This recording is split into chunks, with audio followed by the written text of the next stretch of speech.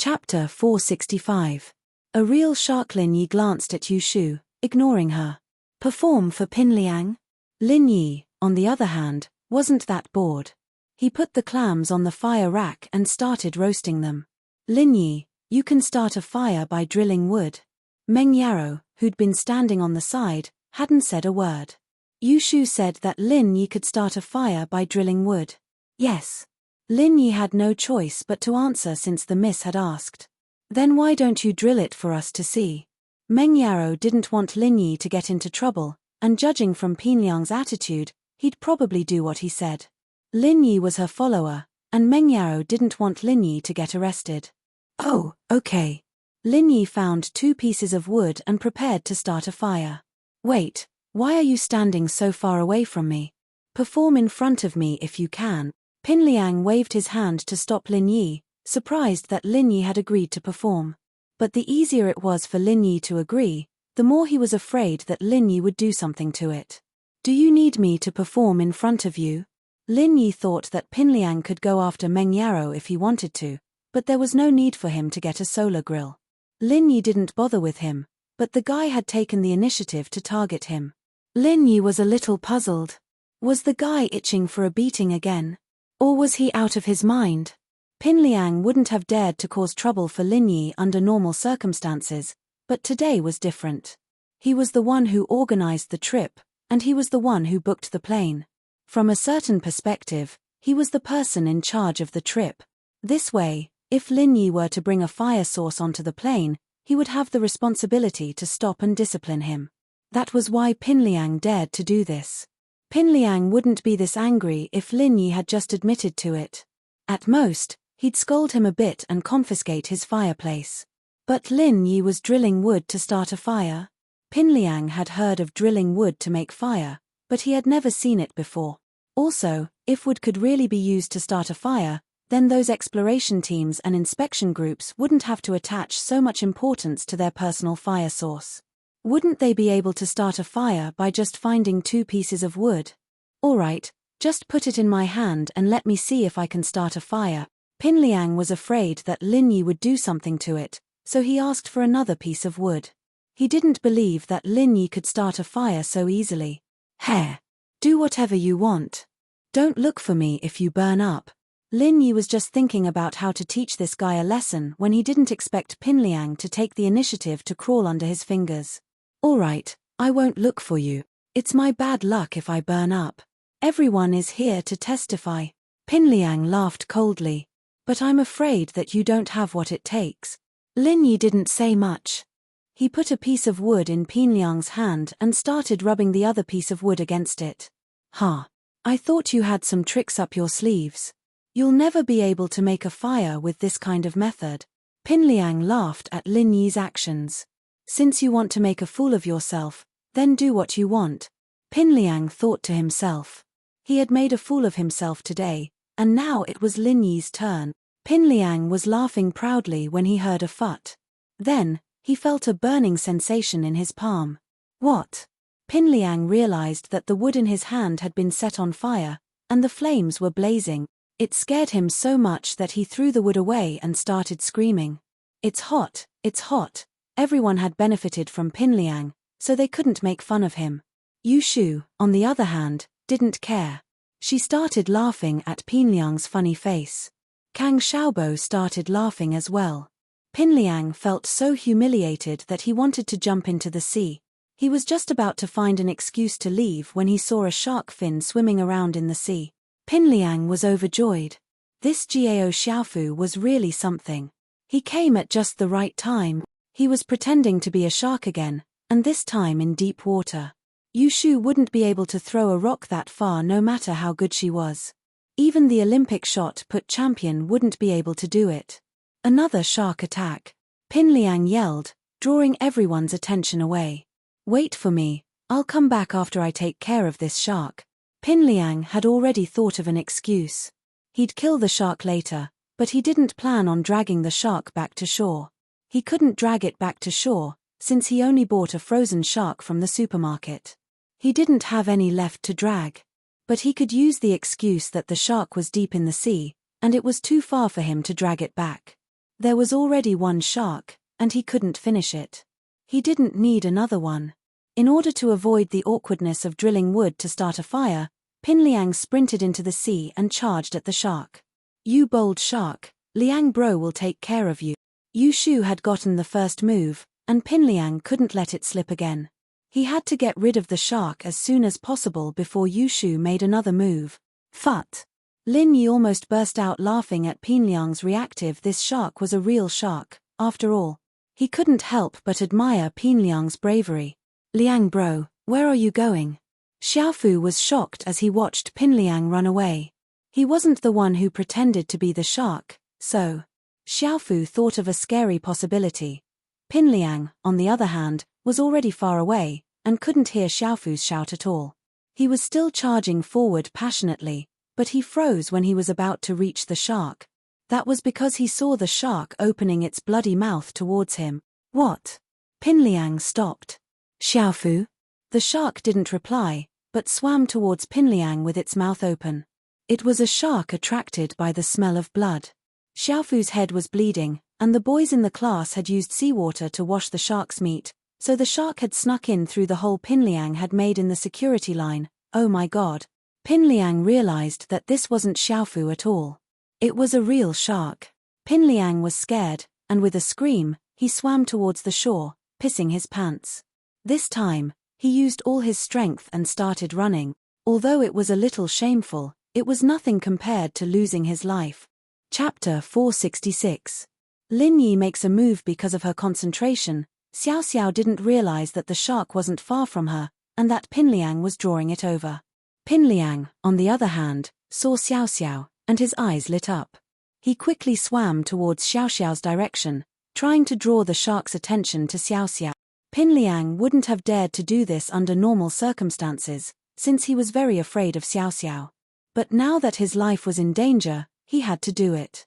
He was about to be bitten by a shark, so what did he care about? If he could divert the shark's attention and make it attack Xiao Xiao, he'd be free. As expected, the shark's attention was drawn to Xiao Xiao, and it swam towards her. "Boss, that shark." Kang Xiaobo started, pointing at where the shark was swimming towards Xiao Xiao. Lin Yi frowned. Naturally, he'd seen the shark get drawn to Xiao Xiao's side. Lin Yi didn't care if Pin Liang got bitten to death by the shark or not, it was better if he was dead. Xiao Xiao, on the other hand, was someone Lin Yi didn't have a good impression of, but he didn't hate her either. If she'd been eaten by a shark for no reason, Lin Yi would have sympathized with her. It was one thing if they didn't know each other, but she was his deskmate after all, and they'd been messing around for so long. Lin Yi still had some feelings for her, and he had no choice but to stand up and walk towards the beach. "Xiao Xiao, you dumb girl, get out of the way." Lin Yi couldn't help but yell. "Ah!" Xiao Xiao blinked at Lin Yi's words. She looked up to see Pin Liang swimming towards her with a shark right behind him. Xiao Xiao's face changed. She'd seen through the fake shark Pin Liang made with Lin Yi's warning, but this one was obviously a real shark, or Pin Liang wouldn't be this fast. But wasn't this guy a little too evil? Why did he have to run towards him? Wasn't it obvious that he was trying to attract the shark's attention to him? Xiao Xiao was infuriated and scared, but she was hesitant.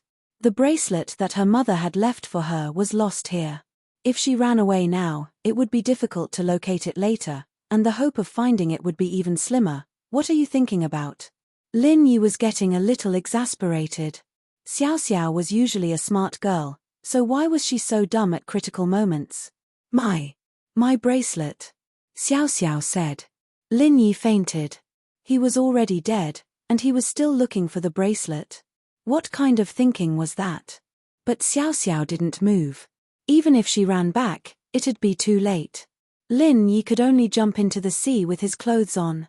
Pin Liang's life and death had nothing to do with Lin Yi, but this idiot Xiao Xiao. Lin Yi didn't want her to die. Xiao Xiao was a little shocked. She didn't think that Lin Yi would jump into the sea to save her. She couldn't believe it. Was this really Lin Yi? Lin Yi swam over quickly, ignoring Xiao Xiao. The shark was already swimming over, and Pin Liang was hiding behind Xiao Xiao like a coward. Lin Yi was very familiar with dealing with sharks. They were in deep water, but Lin Yi's feet were still on the bottom. He could use his strength as a golden class late phase peak to kill the shark with one punch, but that would be too much of a shock, so Lin Yi decided to use the same method as last time. After a punch, he'd use the branch in his hand to stab the shark's cheek. The shark was taken care of by Lin Yi very cleanly. Pin Liang and Xiao Xiao were the most shocked. Pin Liang didn't think that Lin Yi could take care of a shark so easily, while he himself was his enemy. Xiao Xiao, on the other hand, was shocked by Lin Yi's strength. He didn't seem to be sloppy at all, and that made Peng Zhan spend a lot of money to hire him. As for the other students in the class, they'd seen Yushu killing a shark with a cobblestone before, and most of them thought that sharks were easy to kill, so they weren't all that shocked when Lin Yi killed another shark. "Are you trying to kill me?" Xiao Xiao snapped back to reality, and the first thing she did was send a kick at Pin Liang's crotch, making him cry out in pain. His eyes rolled back, and he almost fell into the sea. Xiao Xiao had used a lot of strength in that kick. She was pissed off to the maximum. This Pin Liang was basically trying to kill her. What was the difference between that and murder? And so, Xiao Xiao didn't hold back at all. Pin Liang deserved to be kicked to death. Pin Liang knew that he was in the wrong, and even though the pain was unbearable, he still held his crotch and carefully went back to the shore. He sat on the beach, unable to speak, his face pale. Xiaofu quickly ran over to comfort him.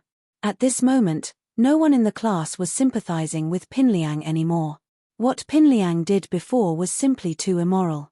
He couldn't fight the shark himself, so he lured it to someone else. Wasn't that a little too much? It wasn't hard to imagine that if the person in the sea hadn't been Xiao Xiao, but someone else, would Pin Liang have lured the shark over?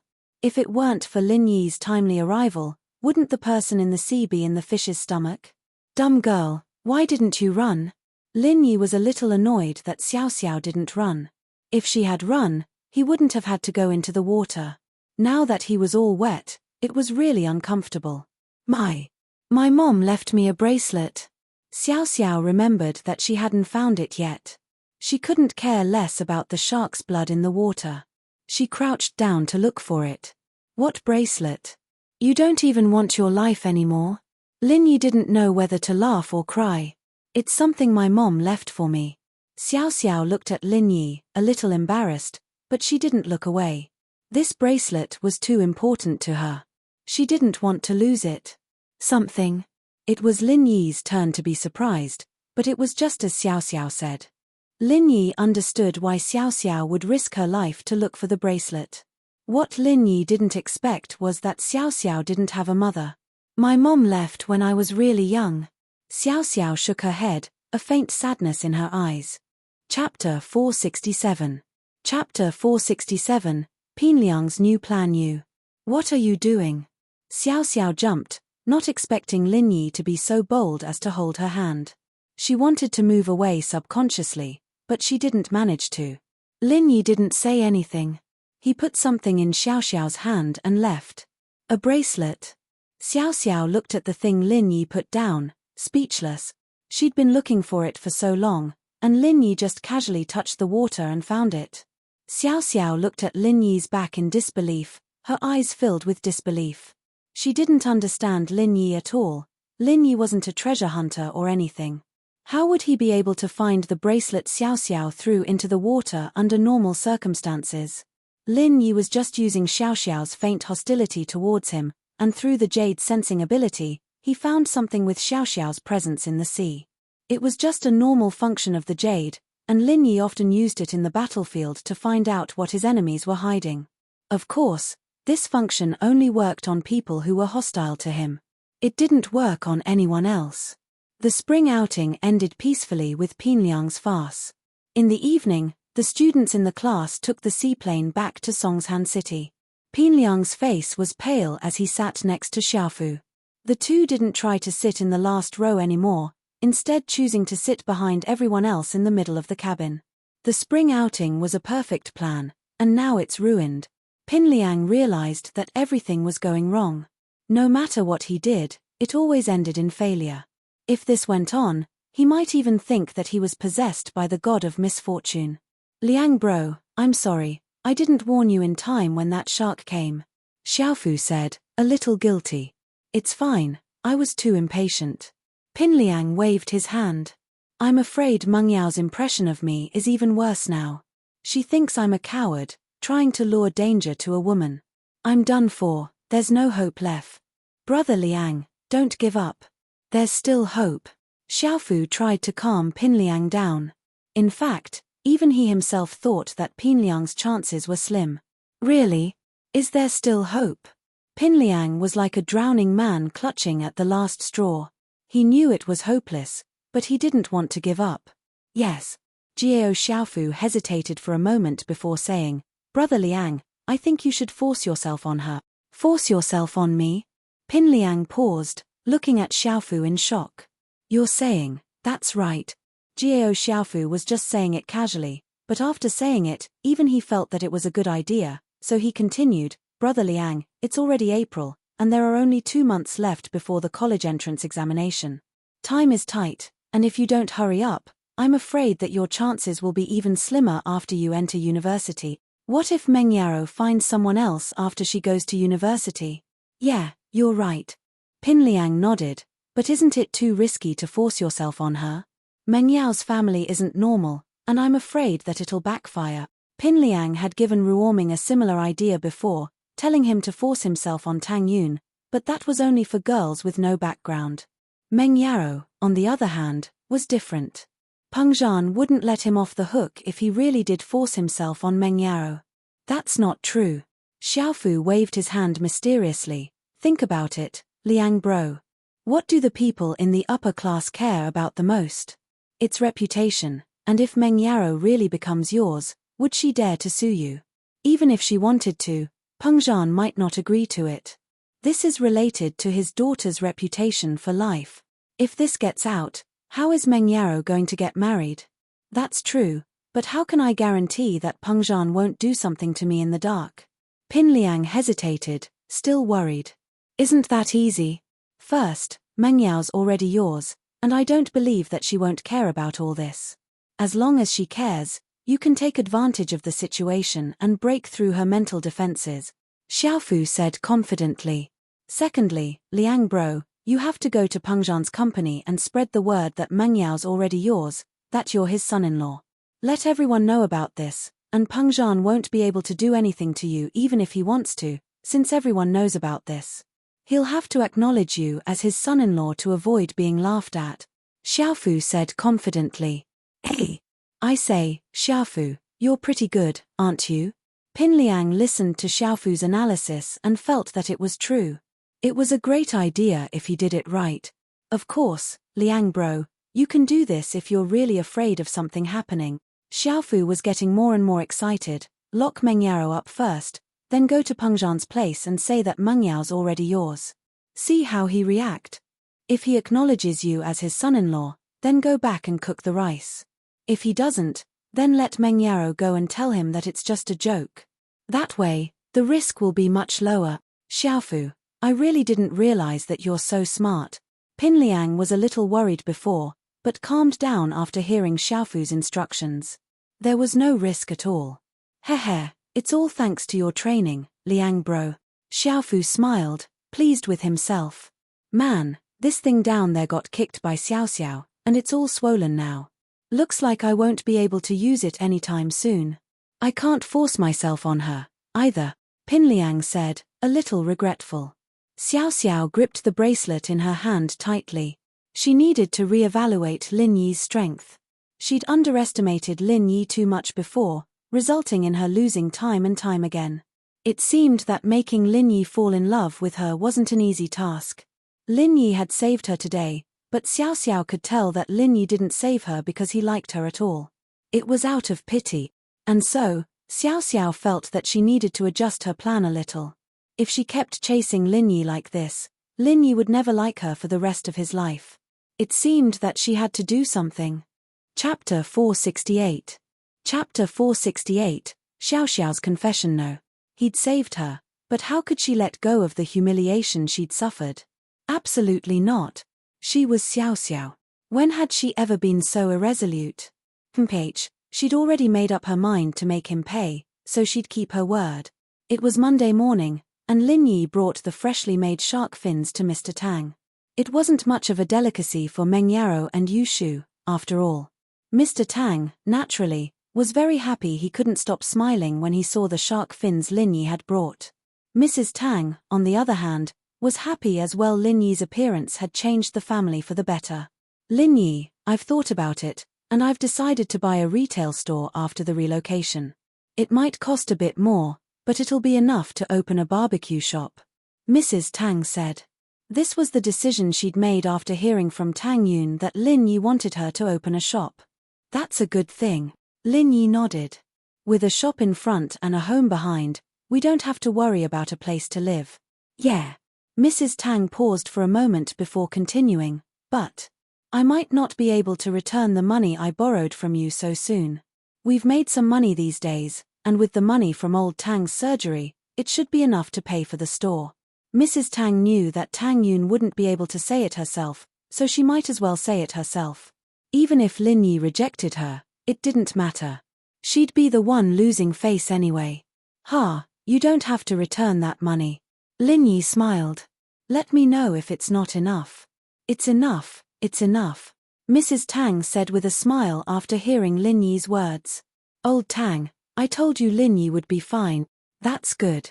Tang Jucheng let out a breath of relief. He was indeed worried. Lin Yi and Tang Yun were friends, but they were only boyfriend and girlfriend.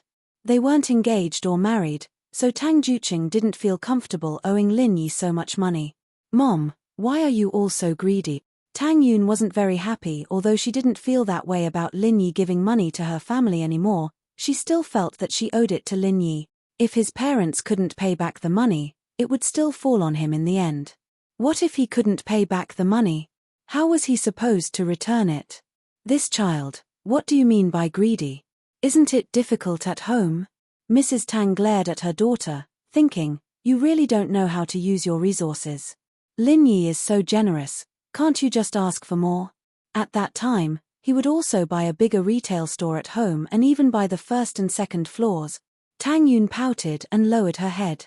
She couldn't win against her mother in an argument, and even if she did, her mother might say something embarrassing. So, Tang Yun decided to keep quiet. All right, Uncle Tang, Auntie Tang, I'm going to school with Tang Yun. Lin Yi smiled as he smoothed things over. Okay, it's about time, you guys go. Mrs. Tang smiled as she sent Tang Yun and Lin Yi to the door. When Lin Yi left, he gave Mrs. Tang a bank card. Mrs. Tang paused for a second, then put it into her pocket with a smile. She knew that Lin Yi gave it to her, and he did it behind Tang Yun's back, which meant that the money was free and not borrowed. There wasn't any evidence, and Tang Yun didn't see it. Other than giving Mr. Tang shark fin, Lin Yi also came to give Mrs. Tang this card. He wanted Mrs. Tang to open up the barbecue shop as soon as possible, reducing Tang Yun's burden. What did you just give my mom? Tang Yun's eyes were sharp, and she noticed something. It's nothing. Lin Yi smiled. Did you secretly give her money? Tang Yun wasn't stupid, and she could roughly guess what he was doing. No, a small accessory, Lin Yi said casually. Oh. Tang Yun let out a breath of relief. She was afraid that she owed Lin Yi too much, and she wouldn't be able to pay it back in the future. Lin Yi drove Tang Yun to school and parked the car at the food street. Xiao Xiao's Audi TT followed them and stopped beside Lin Yi's car. Xiao Xiao took over another stall on the food street, and the vendors didn't dare say anything, because Xiao Xiao and Lin Yi knew each other. Who would want to mess with her? Honey. Xiao Xiao stopped the car and waved at Lin Yi. What? Lin Yi's eyes went wide as he looked at Xiao Xiao, confused. Was there something wrong with this girl? Calling him honey? Tang Yun's face darkened as she looked at Xiao Xiao strangely. Xiao Xiao had already shown that she was too close to Lin Yi in the cafeteria, and that made Tang Yun uncomfortable. Now she was calling Lin Yi honey right in front of her. What did she think she was? Lin Yi, didn't you say you were going to talk to her? Xiao Xiao ran over and grabbed Lin Yi's arm. You liar. You told me yesterday that you were going to give her a breakup fee and break up with her. Why are you still with her? Xiao Xiao, what's wrong with you? Lin Yi was about to explode at Xiao Xiao's weird words. Lin Yi, I think I'm pregnant. Can you take me to the hospital for a checkup? Xiao Xiao didn't answer Lin Yi's question. Tang Yun frowned as she looked at Xiao Xiao. From what she knew of Lin Yi, she didn't believe Xiao Xiao's words, but anyone would be suspicious if they heard something like this. What's going on? Didn't Lin Yi give you a breakup fee? Xiao Xiao looked at Tang Yun, confused. I've known Lin Yi for a long time, and I wanted to make you a mistress out of pity, sharing Lin Yi with you, but you didn't know what was good for you, so I had to make Lin Yi be with you for nothing. Tang Yun paused. She didn't really believe Xiao Xiao's words, but Xiao Xiao said it so confidently that Tang Yun couldn't help but be suspicious. One had to know that reputation was very important to a girl, and Xiao Xiao didn't even have a boyfriend. Why would she throw dirty water on herself and say something like that? Seeing that all the students were looking at them, Tang Yun felt her face heat up. Xiao Xiao's words were obviously meant to embarrass her, and even if she was lying, Tang Yun still felt uncomfortable. Did this make the students think that she was trying to steal her man? Tang Yun never thought that she would become the main character of a love triangle. Lin Yi, talk to her first. I'm leaving, come find me after class. Tang Yun didn't want to see the weird looks people were giving her, so she said to Lin Yi and quickly walked back to school. Lin Yi, on the other hand, looked at Xiao Xiao with a dark face. What do you want? Chapter 469. Chapter 469. Something happened to Fen Xiaoxiao decided to take the initiative and cause some trouble for Lin Yi. Lin Yi looked at Xiao Xiao, confused. A hero saving a damsel in distress was the most vulgar part of the story, but it was also something that could easily move a man's heart. But Lin Yi didn't think that yesterday's scene could move Xiao Xiao that much. He'd saved Tang Yun a couple of times already, and she didn't even want to marry him. Their relationship was only formed after spending a long time together. The miss, on the other hand, didn't need to be mentioned. He'd saved her many times, and she never expressed anything. As a result, Lin Yi didn't think that saving a damsel in distress would make Xiao Xiao confess to him on her own accord. Lin Yi, you're the most charming man I've ever met. Xiao Xiao blushed as she looked at Lin Yi, her eyes blurry. But, before Lin Yi could say anything, the phone rang. It was Lin Yi. Sorry, I'll take this call first. Lin Yi made a hand gesture to Xiao Xiao before picking up the call. Xiao Xiao was furious. She'd never been so humble to a man before. She was Xiao Xiao. She'd sworn that in her short life, she'd never lower her head to anyone. She'd live a life of her own free will. But now, Lin Yi was picking up the phone when she'd finally gotten the courage to confess to him. She couldn't take it anymore. She raised her foot, aiming to step on Lin Yi's foot. Lin Yi thought to himself. Why did girls always like to step on other people's feet? He subconsciously moved back, and Xiao Xiao stepped on empty air. She'd used too much force, and with a crack, her high heel broke. Xiao Xiao was panicking. She glared at Lin Yi. Step on it, or I won't let you answer the phone. As he spoke, he tried to snatch the phone from Lin Yi's hand. Lin Yi frowned, thinking that Xiao Xiao was messing around a little, but seeing how furious she was, Lin Yi decided to let her be. He stretched out his leg and picked up the phone. Hello. I stomp. I stomp. I stomp, stomp, stomp. Xiao Xiao stomped on Lin Yi's foot, but the pain was nothing to Lin Yi. Xiao Xiao, on the other hand, was having a hard time with her giggling. Boss, Xiaofen was caught. Just when Lin Yi picked up the phone, Kang Xiaobo's panicked voice came from the other side. Xiaofen was caught. What's going on? Lin Yi paused and ignored Xiao Xiao, frowning as he listened to the phone.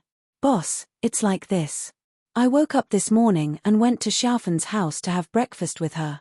Kang Xiaobo said, a little embarrassed. I wake up early every morning. Yeah, get to the point. Who caught Xiaofen? Lin Yi understood Kang Xiaobo's modus operandi.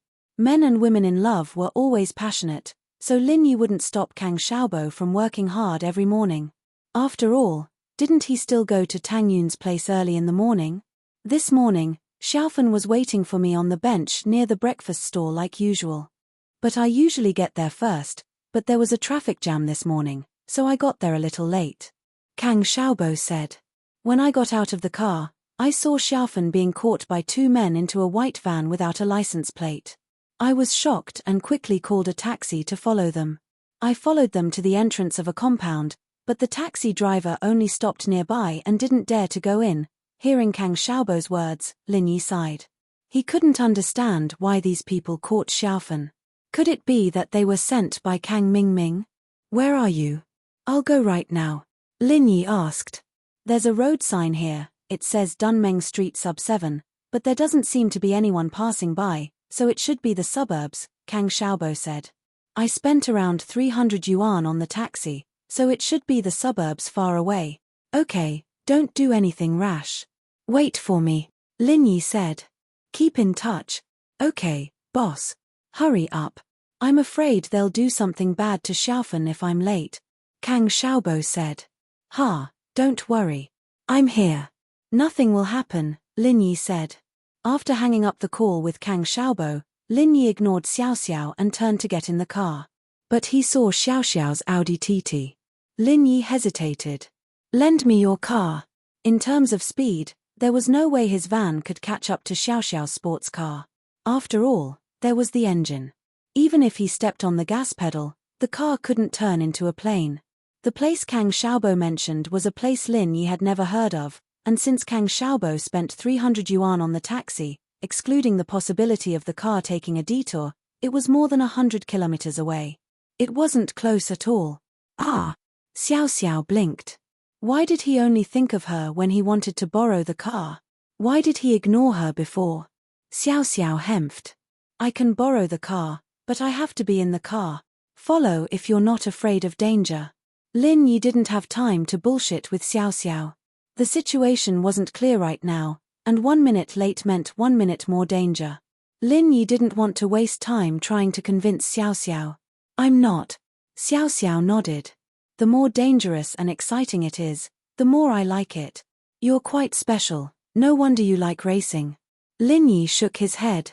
Give me the keys. Xiao Xiao obediently took out the keys, but didn't give them to Lin Yi. Instead, she unlocked the door. I'll give it to you in the car. What if you leave me behind? Lin Yi smiled bitterly. I don't lie to my friends. You think I'm your friend? Xiao Xiao was a little excited at Lin Yi's words. Just a normal friend. Neither good nor bad. Lin Yi was being truthful. He didn't have any bad feelings towards Xiao Xiao, nor did he have any good feelings towards her. In his eyes, she was just a spoiled girl who liked to cause trouble. Why would he bother with her? Carry me, or else we'll waste time. One of Xiao Xiao's shoes was broken, so she couldn't walk fast. Lin Yi looked at her and casually picked her up with one arm, placing her in the passenger seat. Xiao Xiao was a little shocked. She didn't know that Lin Yi's body was this strong. He could carry her with one arm. Lin Yi got in the car and took the keys from Xiao Xiao. He started the car and said to her, navigate to Dunmeng Street, number 7. Chapter 470. Chapter 470, Private Territory. Is it okay to run a red light? Lin Yi asked. This was Xiao Xiao's car, after all. It's fine. Xiao Xiao, naturally, didn't care about the fine. Lin Yi nodded. Sit tight and fasten your seatbelt. Xiao Xiao didn't think much of Lin Yi telling her to fasten her seatbelt in the city, but the next moment, she realized that it was a good thing she did. She'd been driving for a long time, but she'd never seen an Audi TT this performance. It made her feel like she'd wasted her time on it.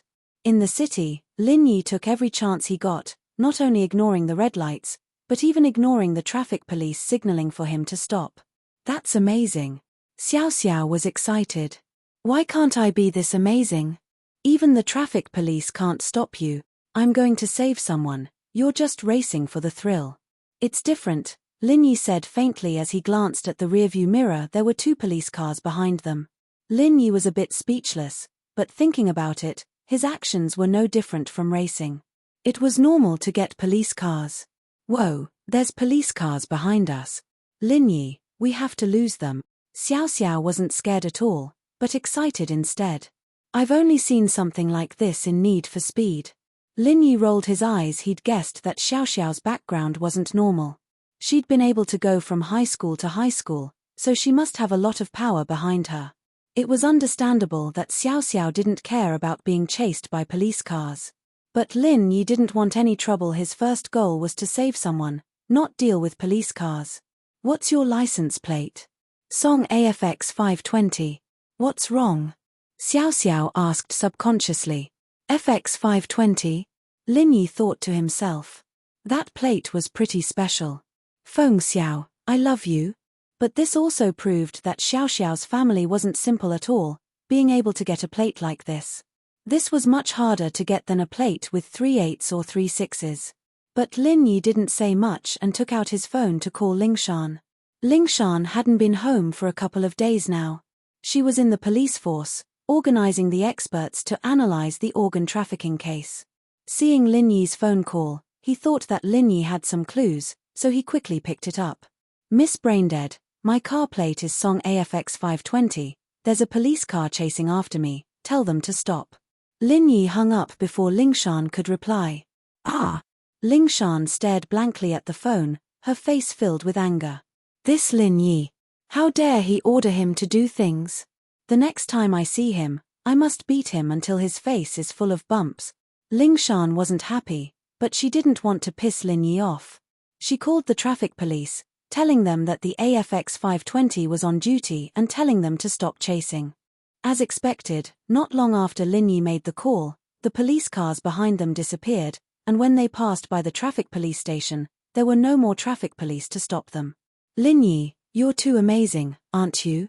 You did it with one phone call? Xiao Xiao's eyes widened in shock. She had some background, but even she couldn't make all the traffic police ignore her with one phone call. I'm in a hurry to save someone, Lin Yi said faintly. Don't put me in the same category as a spoiled brat like you. Hihi, no matter what, you're still very handsome. Xiao Xiao waved her fist excitedly. Right, who's Miss Braindead? A friend of mine, Lin Yi said. Then why is she called Miss Braindead? Is she retarded?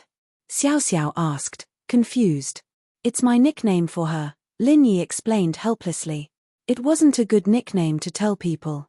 Then why don't you give me a nickname too? Xiao Xiao felt that someone Lin Yi would give her a nickname had to be really close. Otherwise, why would Lin Yi do it with one phone call? Lin Yi was going crazy. Who would ask someone to give her a nickname? Lin Yi ignored her and kept his mouth shut. Lin Yi realized that Xiao Xiao was the type of person who'd shine with a bit of sunshine and flood with a bit of water. The more he talked to her, the more trouble she'd have. Lin Yi decided not to talk to her anymore. Xiao Xiao saw that Lin Yi was ignoring her and looked out the window, feeling wronged. When they were almost at Dunmeng Street, Lin Yi's phone vibrated. It was a text. Boss, I can't wait anymore. I'm going in first, they might do something to Fen. The text was from Kang Xiaobo. Lin Yi frowned. This Kang Xiaobo couldn't hold it in, going into the tiger's lair by himself. Wasn't he just causing trouble? But Lin Yi understood Kang Xiaobo's feelings. Anyone in this situation wouldn't be able to hold it in if their loved one was kidnapped. Lin Yi called Kang Xiaobo, and sure enough, the phone was turned off. It seemed that Kang Xiaobo had made up his mind. There was only a compound that looked like a factory near Dunmeng Street 7. Lin Yi didn't see any other buildings as he drove closer.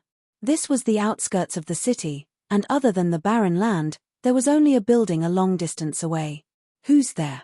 As soon as Lin Yi's car reached the entrance of the compound, 2 bulky men came out and blocked Lin Yi's way. Tourists. Lin Yi pretended to be scared, but he was calculating in his heart. This place was heavily guarded, and it didn't look like something Kang Mingming had done. If Kang Mingming just wanted to capture Fen for revenge or to vent his anger, he wouldn't have created such a heavily guarded place. Could it be another group of people? But Lin Yi was curious. Why did these people want to capture Fen? Fen shouldn't have offended anyone. This is private property, don't walk around here, leave. The bulky man looked at Lin Yi's car and saw that it was a sports car with a man and a woman in it. He believed that it was a couple, so he didn't mind and waved his hand impatiently, telling them to leave. Oh, okay, I'm sorry. Lin Yi started the car, and it seemed like he was going to reverse, but he suddenly stepped on the accelerator and crashed into the 2 bulky men. Bang bang dash 2 loud noises were heard, and the 2 bulky men were sent flying. They fell to the ground with blood flowing out of their mouths. Chapter 471. Chapter 471. Crash inside the courtyard. in the 3 tile-roofed houses in the middle. A fierce-looking one-eyed man kicked Kang Xiaobo's butt, sending him tumbling to the ground. "You're sneaking around like a bad guy. You're not a reporter, are you?" Kang Xiaobo was the unluckier one. He was afraid of being discovered by the 2 guards at the front door, so he climbed the wall from the side to enter the courtyard. His strategy wasn't a problem, but the one-eyed man was peeing at the foot of the wall when he climbed the wall. Kang Xiaobo jumped down, startling him so much that he stopped peeing. The one-eyed man was furious and dragged Kang Xiaobo into the tile-roofed house. "Where's Xiao Fen? Where did you take Xiao Fen? Who are you people?" Since he was caught, Kang Xiaobo threw caution to the wind. He straightened his neck, looking like he was ready to die a martyr's death. "Xiao Fen?" The one-eyed man froze. "What Xiao Fen? What the hell are you doing? You caught my girlfriend, and you're asking me what I'm doing?" Kang Xiaobo raged. "What are you doing? Your girlfriend? She can't be the cripple that was sent here, right?" The one-eyed man remembered the cripple that had been sent here earlier. "Where is she? Let her go." Kang Xiaobo wasn't afraid of anything now that he'd thrown caution to the wind. "If you don't let us go, my boss will be here, and it'll be your death sentence." "Huh?" The one-eyed man laughed as if he'd heard the funniest joke in the world. "Your boss? Who do you think your boss is?" "Our death sentence. Since you're with that cripple, then you can be locked up together. Since you refused to take the path to heaven and chose to walk into hell, then you can be a husband and wife. I'll cut off your organs and let you share the joys and sorrows." Huh. 2 loud bangs came from the yard as soon as the one-eyed man finished, followed by a series of screams. Then silence. What happened? One-eyed dragon suddenly became alert and asked a man next to him, "Urzi, lock this guy in the basement first." "Is it a cop? My boss is here." "You're dead meat." Kang Xiaobo had an inexplicable confidence in Lin Yi. If Lin Yi came, then he and Xiaofen would be out of danger. "Your boss." One-eyed dragon breathed a sigh of relief. As long as it was not the police, it would be easy. He said to his men, "Biaozi and Fei Zi at the door should have been dealt with. Let's go out and see." "Then this kid." Urzi pointed at Kang Xiaobo and asked, "If you want to leave it here, he won't be able to run out even if the door is locked." One-eyed dragon said indifferently, "Take this guy and go out to see which idiot came to offer his kidney." "All right." Urzi took out a shotgun from the mezzanine of a table in the house and held it in his hand. He then walked out of the tile-roofed house with One-eyed dragon. But the scene in front of them shocked them. Biaozi and Fei Zi were lying on the ground in a terrible state, their faces covered in blood. They were clearly dying. Looking at the yard, there was only an Audi TT sports car left.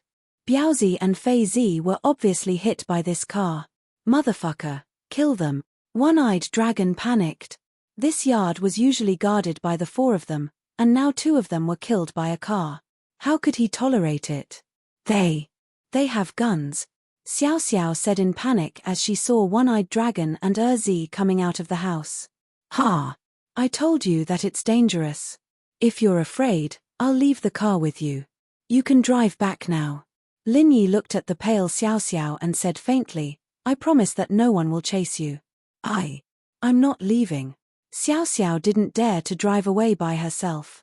She knew that following Lin Yi was the safest, and although she was a little scared, she was also a little excited. Lin Yi was like a lone hero in a movie, charging into the headquarters of a criminal organization all by himself, ready to wipe them out in one fell swoop. Lin Yi didn't say much. The moment Urzi raised his gun, he stepped on the accelerator, and the car spun in an S shape in the yard. With a bang, Urzi was sent flying, and the gun was nowhere to be seen.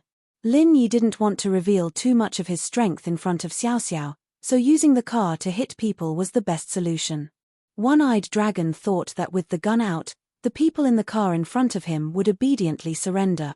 After all, normal people would have an instinctive fear when they saw a gun.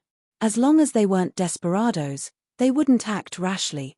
So he didn't think that Lin Yi would still dare to drive and hit Urzi, who was holding a gun, away. Feeling that the situation wasn't good, he wanted to run. He was only being paid to be a guard, and he didn't want to do something like this. He didn't want the money, He just wanted to run, but the next moment, his vision went black, and he fell to the ground, unconscious. Lin Yi took off his belt and tied his hands, then used Zi's belt to tie his legs, and threw him to the side. Lin Yi had killed 3 of them already, and naturally, he wouldn't leave no survivors. This one-eyed man seemed to be the leader of the group, and so Lin Yi knocked him out when he tried to run away. Xiao Xiao's eyes were wide open as she looked at Lin Yi's smooth movements, full of admiration and excitement. If Xiao Xiao was admiring Lin Yi's driving skills before, now she was admiring Lin Yi as a person. Xiao Xiao knew that even her father's bodyguards wouldn't be able to do it as cleanly as Lin Yi, taking care of the people in the yard so easily. Lin Yi walked to the tile-roofed house in the yard and kicked the door to pieces. The windows of the tile-roofed house weren't transparent, so Kang Xiaobo couldn't see what was going on outside. He jumped at the sound, but when he saw who it was, he was excited. "Boss, you're here. You punk, couldn't you wait for me? What if something happened?" Lin Yi scolded Kang Xiaobo. "Where's Fen?" "I don't know, but from what they said, I think she's locked in the basement." Kang Xiaobo said. "Oh, did they say why they want to capture her?" Lin Yi said as he kicked open a door in the house. There was an entrance to the basement. Lin Yi smiled bitterly. He was overthinking things, thinking that the basement would be hidden. He didn't expect it to be right in front of him. But thinking about the skills of Cyclops and the others, Lin Yi understood. Chapter 472. The hideout of a criminal organization. No. But I think they said something like they were going to give us their kidneys, something about cutting out Fen and Ms organs and making us suffer together, Xiaobo said with a shake of his head. Oh. Lin Yi paused. Kidney. Organs. Could this be the hideout of the organ trafficking organization? It couldn't be that coincidental, could it? Thinking back to what Lingshan had told him, that the organization targeted beggars, homeless people, and the disabled, Lin Yi realized that Xiaobo was a disabled person, wasn't she? The people in the slums weren't rich, either. It was possible that they'd be targeted by the organ trafficking organization. Lin Yi kicked the door open, but Kang Xiaobo rushed in first. Lin Yi shook his head. Kang Xiaobo was too impatient, and he didn't know if there were more people in the basement. But Lin Yi's jade didn't warn him, so Lin Yi didn't stop him. Xiaobo. Fen wasn't expecting Kang Xiaobo to show up here. You. How did you get here? Fen's first thought was that Kang Xiaobo had been captured as well, but thinking about it, the door was kicked open. Could it be that Kang Xiaobo was here to save her? But there were 4 bulky men guarding here, so how did Kang Xiaobo get here? Fen raised her head and saw Lin Yi's silhouette at the door. She immediately understood that Kang Xiaobo must have gotten here with Lin Yi's help. But Fen was very touched. Although there was Lin Yi's help, Kang Xiaobo risked his life to save her, and that was enough to make her happy. To have a man who loved and cared for her like this, Fen felt that she wouldn't have any regrets in this life. Heh, I saw you get captured, so I took a taxi and chased after you and called Boss. Kang Xiaobo scratched his head, embarrassed. If Boss didn't show up in time, I might have been locked up as well. Boss, thank you. Fen called Lin Yi boss just like Kang Xiaobo.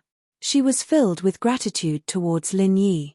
Lin Yi waved his hand casually. He had already acknowledged Kang Xiaobo as his follower, and Lin Yi wouldn't complain no matter how much he helped him. Lin Yi, on the other hand, was thinking about something else. In the basement, Fen wasn't alone. There were 2 other people sitting in the corner, avoiding eye contact. They didn't know who Kang Xiaobo and Lin Yi were, and they didn't dare ask. One of them was a 16 or 17-year-old boy, and judging from his clothes, he was probably a beggar. The other was a woman in her 30s, also a disabled person. She was dressed very simply, and she was missing 2 arms. If there was only Fen here, Lin Yi would have thought that it was a conspiracy against Fen or Kang Xiaobo, but seeing that there were other people here, and with Kang Xiaobo's words about cutting organs, Lin Yi was certain that this was a stronghold of the organ trafficking organization.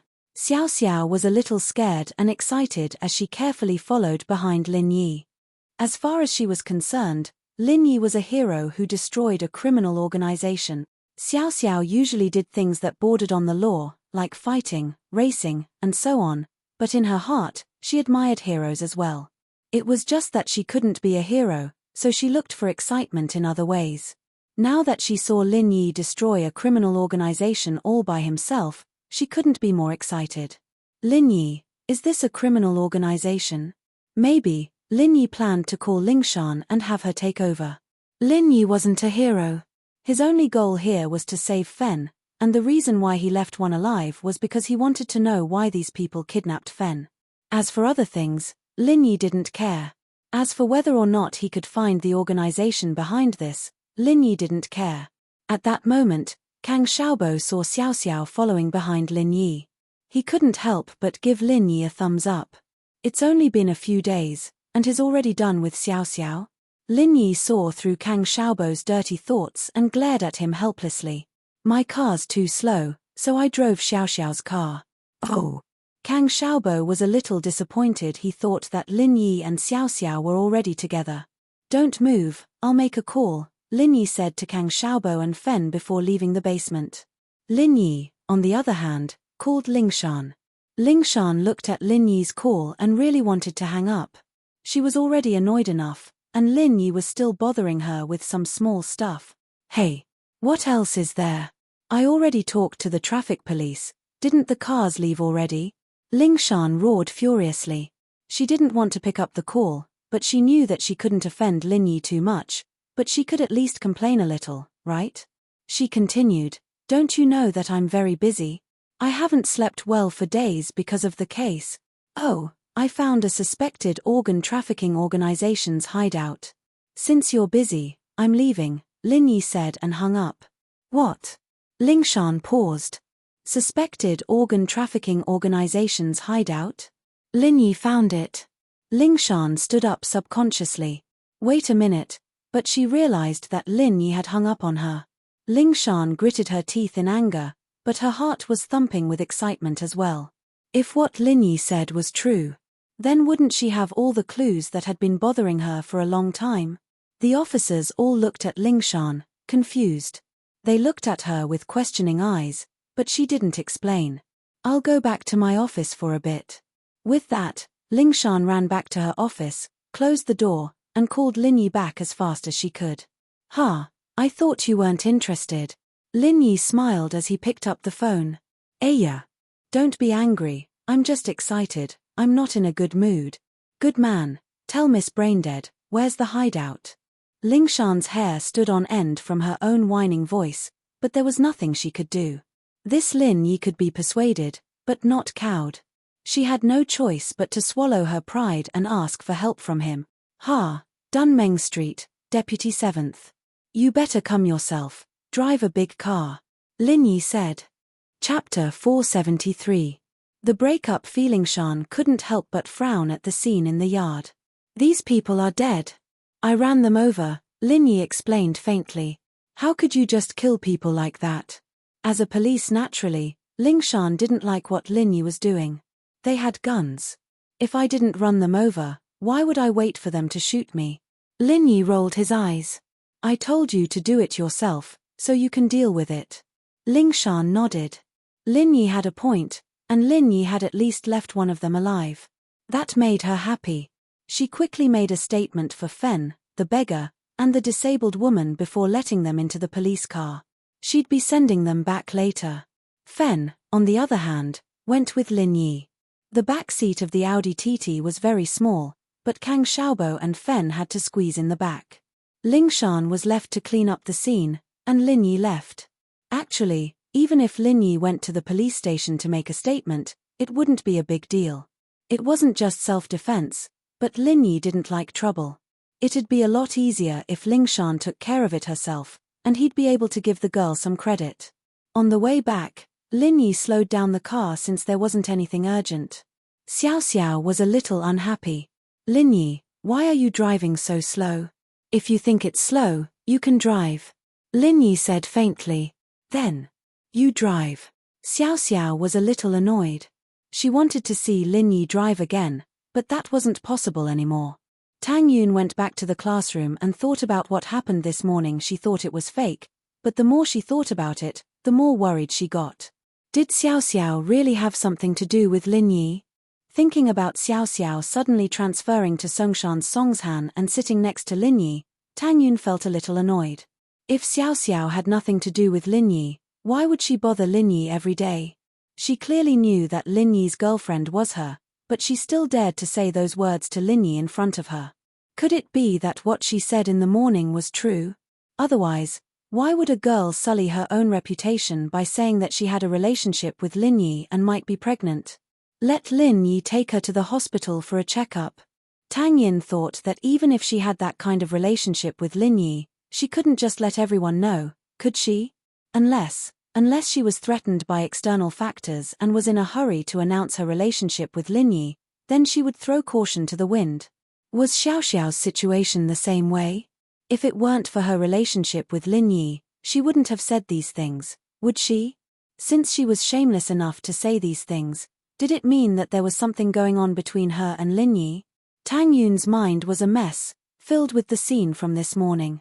She didn't want to believe that Lin Yi would fall in love with someone else, but Xiao Xiao's words hinted that Lin Yi didn't fall in love with someone else. He was with Xiao Xiao first, and then with her.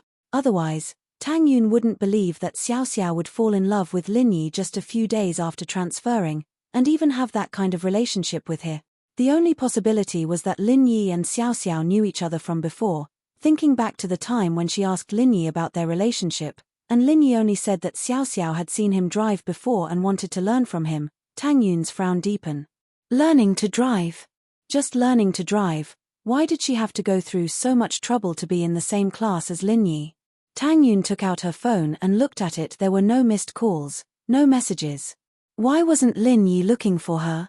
Just like that, Tang Yun endured until the end of the first period, and still didn't get a call from Lin Yi, nor did she get a message from Lin Yi.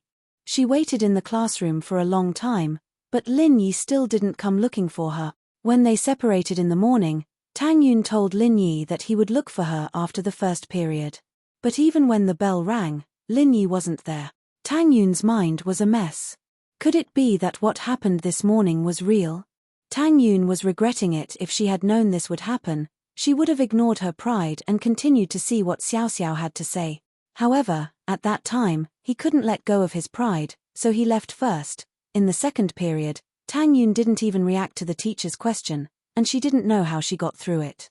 After class, Tang Yun couldn't take it anymore. How could Lin Yi do this? Even if he had something to do with Xiao Xiao, shouldn't he at least give her an explanation? He didn't even say anything. What did he think she was? Tang Yun was a little pissed off, but she gathered her courage and went to Lin Yi's classroom.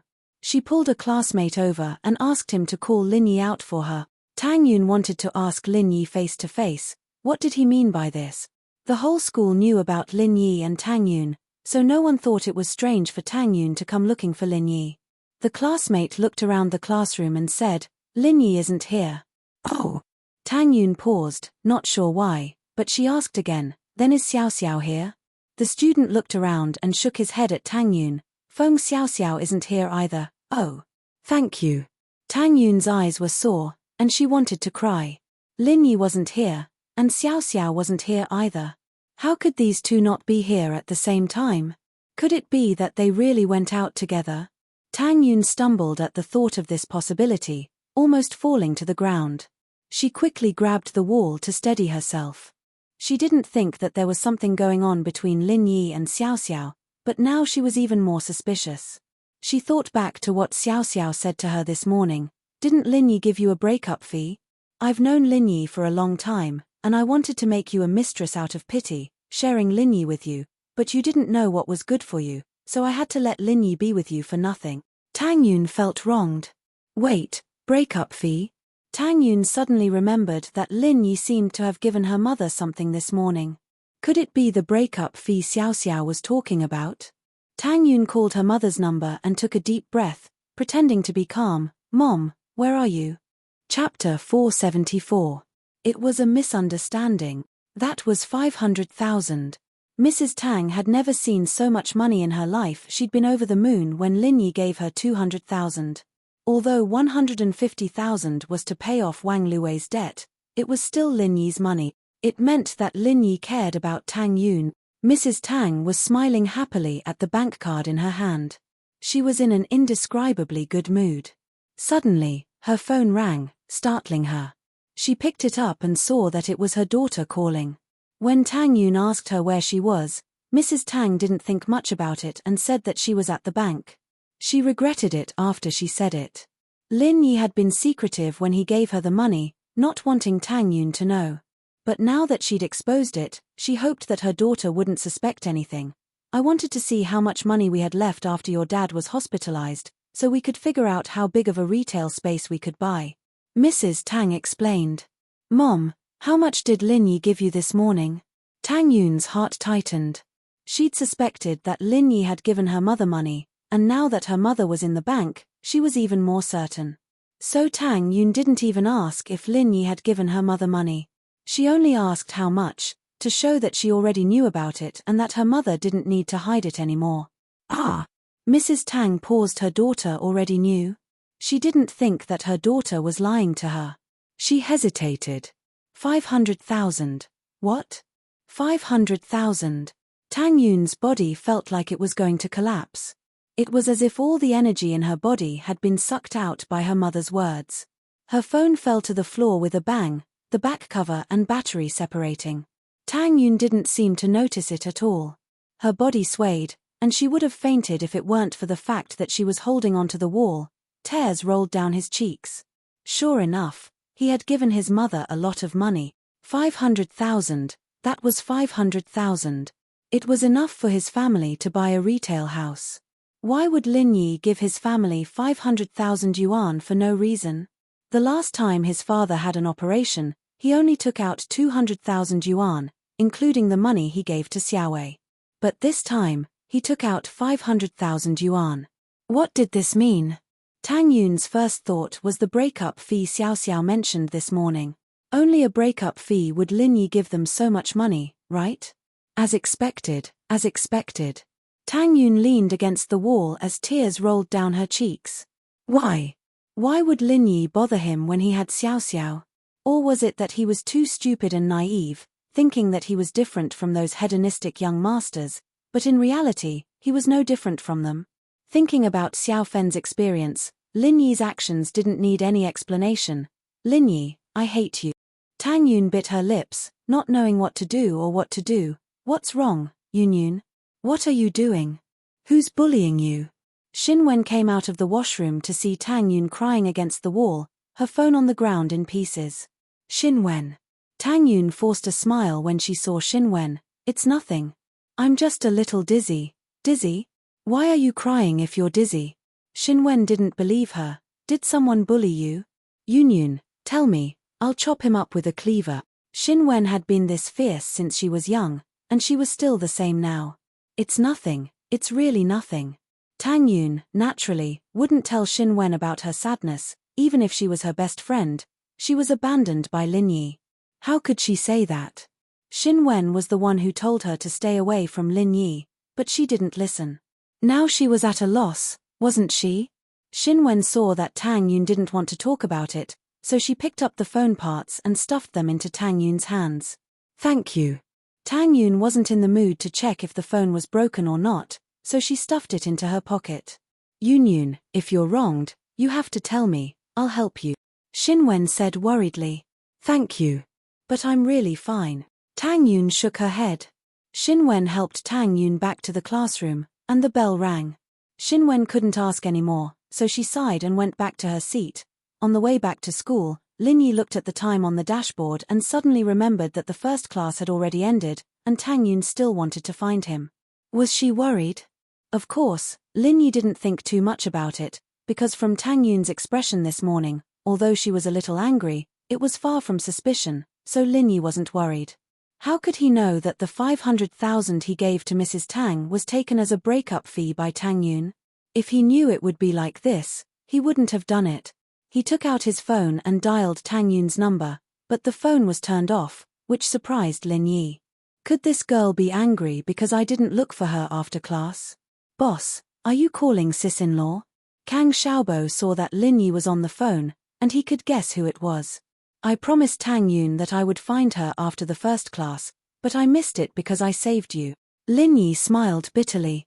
Ah, no way. Then wouldn't I be the greatest sinner? Kang Xiaobo was shocked, and quickly said, Boss, do you need me to explain to her? No need, I'll explain. Lin Yi smiled. He didn't have the habit of letting others testify. From his perspective, it wasn't a big deal, so he didn't mind. Tang Yun was angry. Xiao Xiao, on the other hand, was secretly delighted as she clenched her fists. This was great. She'd finally pissed Tang Yun off. It seemed like the move she used this morning wasn't bad. She'd have to use it more often in the future. Lin Yi called Tang Yun's phone and found that it was turned off, so he put the phone on the dashboard, and just as he put it down, the phone rang. Lin Yi thought it was Tang Yun calling back, but it was Fatty Lai. Hello. Fatty Lai. Lin Yi picked up the phone. Chapter 475. Let you know, oh? What good news?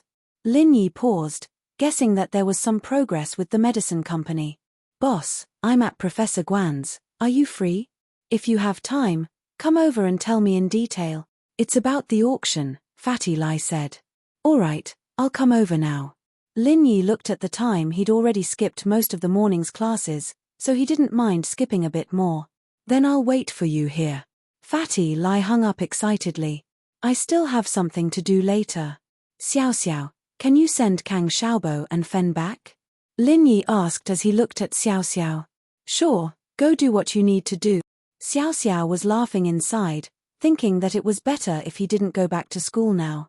Tang Yun would get angrier, and she'd break up with him if she couldn't see him. Lin Yi didn't think that much about it. He didn't know what Xiao Xiao was thinking. He drove to the entrance of Songshan Medical University and got out of the car. Cars weren't allowed in the residential area of the school, and unfamiliar cars had to be registered. It was Xiao Xiao's first time here, so Lin Yi didn't bother and walked over. Xiao Xiao sat in the driver's seat, pleased with herself as she drove Kang Xiaobo and Fen to the slums. She wanted to send Fen back first, and on the way, she'd ask Kang Xiaobo about Lin Yi. Xiaobo, can you tell me more about Lin Yi? Xiao Xiao asked as she drove. Boss. Xiaobo didn't feel like there was anything wrong with that, so he started rambling on and on. Lingshan waited for Lin Yi to leave before calling the team over, quickly surrounding Dunmeng Street 7. Liu Wangli jumped out of the police car and looked at the 3 dead and 1 injured on the ground, as well as the 2 rescued victims. He gave Lingshan a thumbs up. Captain Song, you're way too amazing. You found the organ trafficking organization's hideout in one go? Aye. Lingshan's face reddened at Liu Wangli's compliment. She coughed a couple of times. According to my initial observations, this isn't the main base of the criminal organization. It's just a transfer point, where the beggars, homeless people, and handicapped people are sent here and await the next step of the criminal operation. That's still amazing. Our team searched the whole city without sleep, but we didn't find any clues. Captain Song is really something. Another senior captain in the criminal police team also said with admiration. That's right, Captain Song. When Lingshan was the captain of the city's criminal police team, these captains weren't very happy with her, but after Lingshan solved several big cases in a row, along with her first place in the police tournament, they were all very impressed with her. Lingshan, on the other hand, was blushing a little. Thinking about how she'd gotten all this information just by acting cute to Lin Yi, Lingshan felt really ashamed. She felt like she'd lied to someone else about how she'd gotten all the credit. Lingshan didn't know how to explain herself in front of everyone's praises, so she turned to Liu Wangli. Liu Wangli, send the 2 victims back first, the rest of you, send the suspect to the hospital. Lingshan sighed as she looked at the busy workers. Was her life a failure? Now that she wasn't relying on Huaijuan anymore, she had to rely on Lin Yi, but when she thought about it, this was her own ability. Other people didn't know who Lin Yi was, and she was the only one who could get Lin Yi's help. No matter what the process was, the result would be the same, and that was enough. As for her acting cute to Lin Yi and calling him Miss Braindead, she could just treat it as a joke between friends. She didn't have to worry too much about it. Many of her colleagues had nicknames too, and they weren't all that nice, like Fierceball or Iron Bullet. Her nickname was only for Lin Yi. Lingshan knew that she was just comforting herself, but it still made her feel a lot better. Lin Yi arrived at Shuamin's house. Fatty Lai was sitting on the sofa, talking to Shuamin excitedly, but Shuamin didn't interrupt, only nodding with a smile. Shuamin knew that Fatty Lai wasn't good at business, so he only listened to Fatty Lai's point of view and didn't interfere. After all, different professions were worlds apart. He was famous in the medical world, but that didn't mean he was good at other things. It'd be disgusting if he were to criticize others. "Boss, you're here." Fatty Lai jumped up from the sofa excitedly when he saw Lin Yi. "You're quite agile." Lin Yi was a little puzzled. Fatty Lai seemed to have a spring on his butt, jumping up with a whoosh. It wouldn't be a big deal if he didn't have such a fat body, but it was rare to see someone so agile with such a fat body. "Heh, I've been working out," Fatty Lai said. "But my genes aren't good, I get fat just from drinking water. I've been trying to lose weight, but I just can't." "Oh, it's your genes. I'll help you adjust them when I'm free," Lin Yi said faintly. "Okay." "Huh." Fatty Lai jumped up in shock, looking at Lin Yi in disbelief. "Boss, you're saying that genes can be adjusted?" "Yes," Lin Yi nodded. "But I like you because you're chubby. Then I won't adjust them, this is good." Fatty Lai changed his mind after hearing that Lin Yi liked him. "Lose a little more weight," Lin Yi smiled. "When my company is on the right track, I'll perform acupuncture on you when I'm free." Actually, performing acupuncture on Fatty Lai was a piece of cake, and he could do it anytime.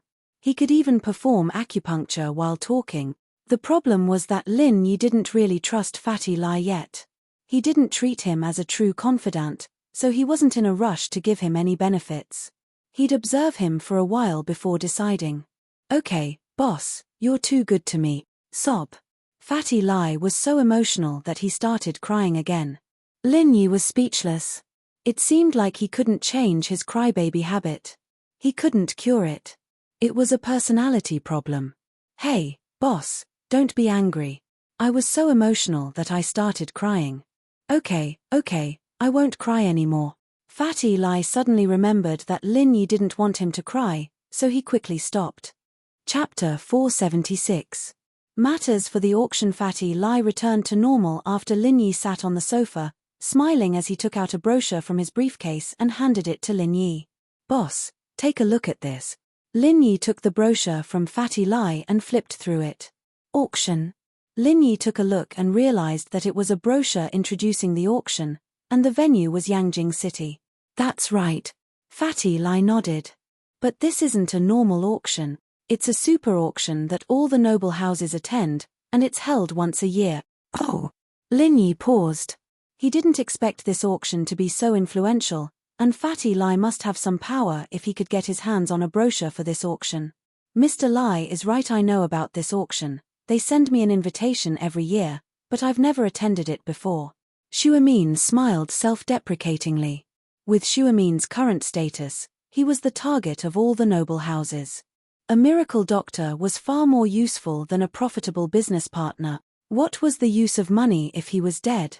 Therefore, in order to show how much the aristocratic families valued Guan Shuamin, they would send him more than one invitation every year.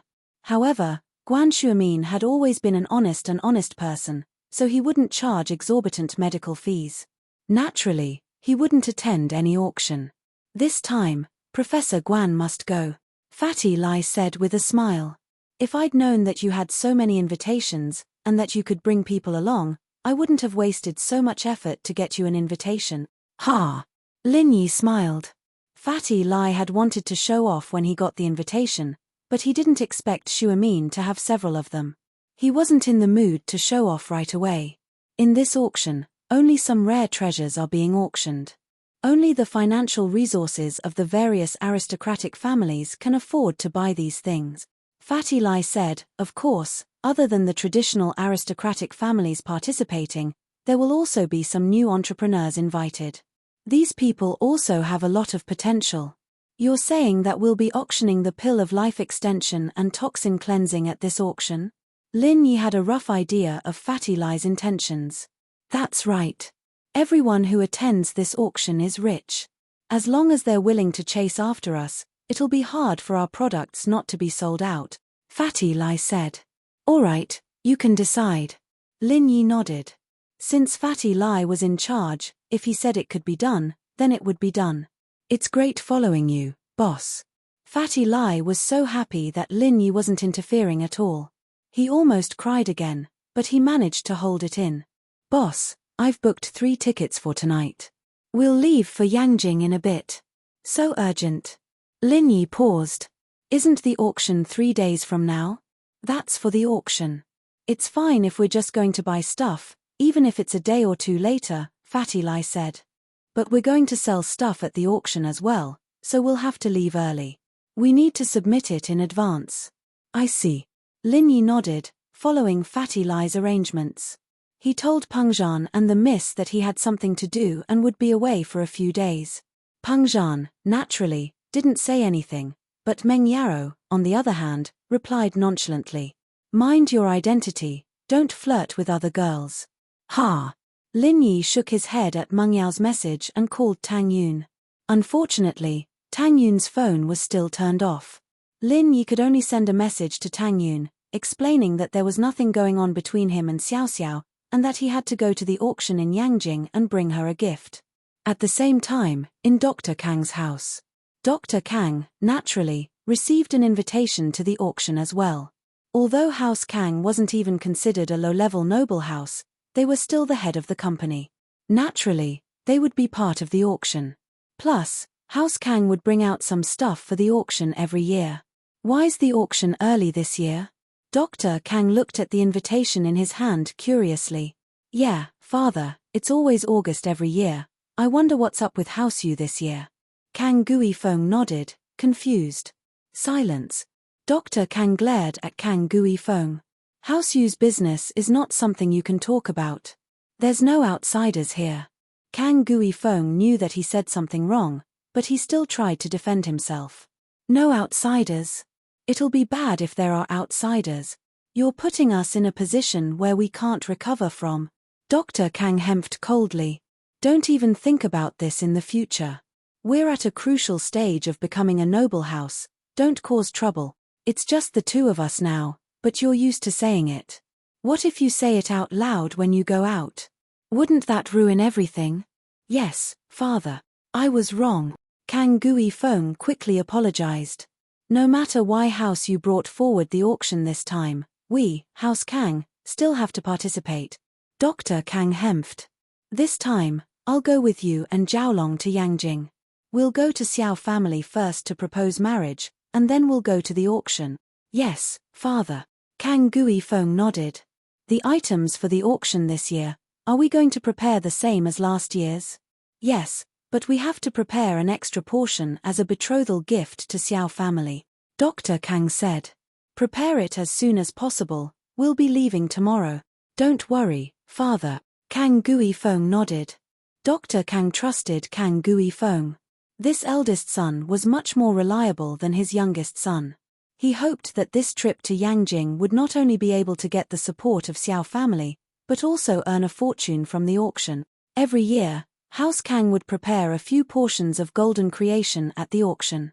It was highly sought after by all the noble houses, and usually sold for a sky-high price. This was also one of the sources of income for House Kang every year. However, the so-called golden creation medicine was just a normal golden creation medicine that wasn't diluted. At most, some of the ingredients were older and more effective. Chapter 477. Chapter 477. Return it to him. Xiao Xiao happily went back to school, looking for a chance to use Lin Yi's incident to attack Tang Yun. Lin Yi wasn't in school, and Tang Yun wouldn't even have a chance to confront him. La la la. Xiao Xiao started laughing happily. She walked quickly to Class 9's door, and was about to call Tang Yun out to talk to her when her phone rang in her pocket. Only Xiao Xiao dared to set her phone to ringtone in school. The others had to be careful even if it was vibrating. Jifeng had just finished checking the 12th grader's discipline, and he was walking past the hallway when he heard the ringtone. He was about to explode when he saw that it was Xiao Xiao. He lowered his head helplessly and pretended not to see it, walking away quickly. Sometimes, Jifeng felt that being the dean was a bit of a burden. There were 2 special students in the school that he couldn't control. One was Lin Yi, and the other was Xiao Xiao. This was too fucked up. He could only pretend he didn't see anything. But Xiao Xiao just had to raise her head and greet Jifeng, her voice sweet. Mr. Wang, Lin Yi has something to do these next couple of days, he can't come to school. He asked me to help him get a leave. She was standing in front of Tang Yun's classroom, not far from Tang Yun's window. The window wasn't closed, and Tang Yun heard it loud and clear. She froze. She was lying on her desk, not paying attention to what was going on outside, but she raised her head upon hearing Xiao Xiao's voice.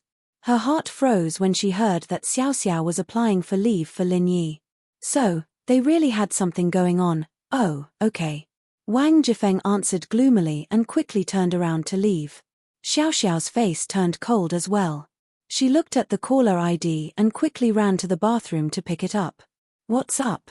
Xiao Xiao, you should go to the hospital today. A middle-aged man's voice came from the other side. Hospital? What hospital? I'm going to die anyway. I'm going to waste my life there. Xiao Xiao was getting agitated all of a sudden, as if she was really against it. Didn't the doctor say that there's a chance of recovery? The middle-aged man said after a pause. Listen to their bullshit. You said Mom wouldn't die, but look what happened. Xiao Xiao was even more agitated. My mom, my auntie, it's the same. You don't have time to accompany me, so please don't waste my life, okay? I'm sorry. The middle-aged man sighed.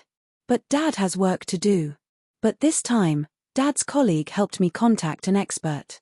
I will send a car to pick you up later. No, I'm not going. I haven't played enough. How much time do I have left? You put me in the hospital for 2 months. How many more months do I have to waste? Xiao Xiao yelled at the other side of the phone before smashing the phone on the ground, panting with rage. The middle-aged man helplessly put down the phone in his hand. Although he also wanted to accompany his daughter often, the nature of his work gave him little time to rest 365 days a year. Xiao Xiao's chest was heaving up and down as she put her hands on the windowsill, looking at the students playing on the field. She held back the tears that were about to fall. I can't cry, I'm Xiao Xiao. Go, Xiao Xiao. After calming down for a while, she heard a sound from the bathroom door. She quickly collected her emotions and picked up the phone before walking out of the bathroom calmly. Tang Yun was feeling really bad, and she didn't want to embarrass herself in the classroom. She stumbled to the bathroom to wash her face and calm down, only to see Xiao Xiao walking out. She jumped and yelped, looking at Xiao Xiao with wariness and hostility. Tang Yin didn't know what to do at a time like this, nor did she have any experience like this. At the end of the day, she was just an 18-year-old girl, a 12th grader. She'd never met a love rival before, and her mind was a blank. Xiao Xiao was much calmer than Tang Yun. She looked at Tang Yun and smiled. I'm going on a honeymoon with Lin Yi. He gave you the breakup fee, right? Xiao Xiao knew that her father would still send someone to pick her up, and Lin Yi had something to do. She disappeared as well, so she could use this chance to make Tang Yun misunderstand. He did, but I don't want it. I'll give it back to him. Tang Yun bit her lip and raised her head to look at Xiao Xiao stubbornly. Tell him that I hate him. All right, I'll tell him. Xiao Xiao blinked. Breakup fee? Why did she really give a breakup fee? What was going on? But as weird as it was, Xiao Xiao put on a look of understanding and smiled at Tang Yun. But I suggest you keep the money. I don't want it. Tang Yun looked at Xiao Xiao's back, tears welling up in her eyes. She didn't know if it was because she felt wronged, or because she was mourning this first love that died before it even started. In the afternoon, a black Audi A6L with a special plate stopped in front of Songshan's first school. Captain Feng, we've arrived, the driver reminded the middle-aged man who was resting behind the car. Oh, we're here already? That fast? The man opened his eyes, and one could clearly see the red veins in his eyes. It was obvious that he was exhausted. Turn off the air conditioner and open the window. Yes. The driver turned off the air conditioner and opened the window. The middle-aged man called Captain Feng took out his mobile phone and dialed a number. When the call was connected, he said, Xiao Xiao, I'm at the gate of your school. How many days is it this time? Xiao Xiao knew that she couldn't hide from this. Whether she rejected or not, her father would come to get her. The phone was quite sturdy, and it didn't break. Xiao Xiao's phone was a custom-made device her father gave her. It had a GPS system and was very sturdy. 2 or 3 days. It'll be quick after a checkup, and I can bring the medicine back, Captain Feng said after some hesitation. All right, wait for me, Xiao Xiao said happily.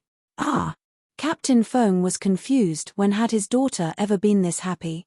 Every time she went to the hospital, she'd do everything she could to convince her, and even grab her, but this time. Chapter 478. Chapter 478, Marriage Proposal, Part 1. No, I'll be waiting for you then. Captain Feng was a little puzzled. What was wrong with his daughter today? Why was she acting so weird? But since Xiao Xiao wanted to come, there was no need for him to say anything else. The reason why Xiao Xiao agreed so quickly was because Lin Yi wasn't at school, and she had to leave as well. One could only imagine how depressed Tang Yun would be, Chmph, going against her. That would be a tragic ending. Xiao Xiao waved her fist and went downstairs. She saw the Audi A6L parked outside the school gates, and didn't say anything as she got in the car. Xiao Xiao, the doctor this time is your dad's colleague, an expert in genetic diseases. Captain Feng waited for Xiao Xiao to get in the car before looking at her kindly. His name was Feng Tianlong, a special agent. He couldn't be by Xiao Xiao's side every day due to his work. It was a little regretful, but he didn't regret it. Since he'd chosen this path, he had to walk it down. Oh, another specialist, Xiao Xiao replied faintly. Xiao Xiao nodded faintly. She'd seen too many experts since she was young, but they'd always come back disappointed. Xiao Xiao was pretty much numb to it already. Rather than wasting time with doctors, she'd rather spend her youth and life. At least she wouldn't regret it even if she died.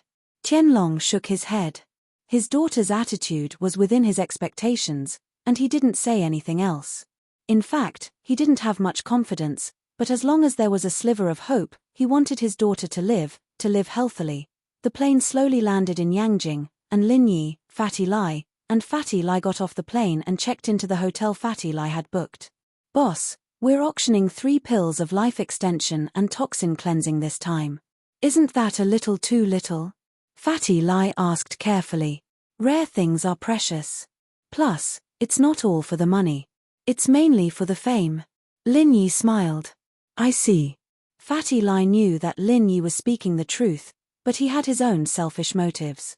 If there were only 3 pills of life extension and toxin cleansing, then his chances of getting one would be a little low. If there were more, then wouldn't he still have a chance? Of course, he couldn't say this to Lin Yi, so Fatty Lai could only swallow it. With Fatty Lai's help, the procedures for the auction were easily taken care of. All they had to do was provide the auction items, the base price, and so on, and the auction would be completed. Even the organizer of the auction did not force the seller to go through the appraisal. The appraisal was voluntary, and one could apply for it or not. Obviously, the organizer also knew that some rare treasures couldn't be identified on the spot, and those who could participate in this auction were all celebrities. No one was willing to come up with something fake to tarnish their reputation. It was true that there were cases of shoddy goods being passed off as quality goods, but this kind of transaction would also damage the seller's reputation. As the organizer, House Yu, was not a force to be trifled with. Rumor had it that a few years ago, there was a seller who passed off shoddy goods as quality goods, and House Yu ended up bankrupting him. But for Fatty Lai's unknown pill that had never been on the market before, no matter how miraculous his description was, the organizer still set a relatively low price for him. 1 million. Fatty Lai didn't want to explain further. 1 million it was. The pill wouldn't be sold for a cheap price anyway. Forget 1 million, even if it was 100 million, he'd take it without hesitation. Yangjing City, Xiao family. Dr. Kang brought Kang Gui Feng and Kang Jiaolong to visit the 2 brothers of the Xiao family, Xiao Ji and Xiao Ben. The old man of the Xiao family had passed away, and Xiao Ji and Xiao Ben had become poor kids. Although the Xiao family was still a low-class noble house, the 2 brothers were pleasantly surprised by Dr. Kang's personal visit. Dr. Kang, you could have just asked brother Gui Feng to come, why did you come yourself? You're giving our Xiao family too much face. Xiao Ji was very excited about Dr. Kang's visit. As long as the marriage with House Kang was successful, the Xiao family would be able to get a loan from the bank, as well as the support of their business partners. By then, The situation of the Xiao family would be reversed. Isn't it just in time for House Yu's auction, so I came along. Dr. Kang smiled. House Yu's auction. Xiao Ji paused. Isn't the auction held in August every year? It's earlier this year, don't you know? Dr. Kang was taken aback as well. The Xiao family may be a low-class noble house, but they should still be invited to the auction. Why did they look like they didn't know? He knew even when he was out of town, but the local Xiao family didn't know. I know. Ha, big brother, the invitation is with me. I was dealing with the funeral of the old man, so I put this matter aside. I forgot to mention it. Xiao Ben was a smart man. After a trace of haze flashed across his face, he said with a smile. Xiao Ben was just lying. In fact, the Xiao family didn't receive the invitation, and that was what pissed him off the most.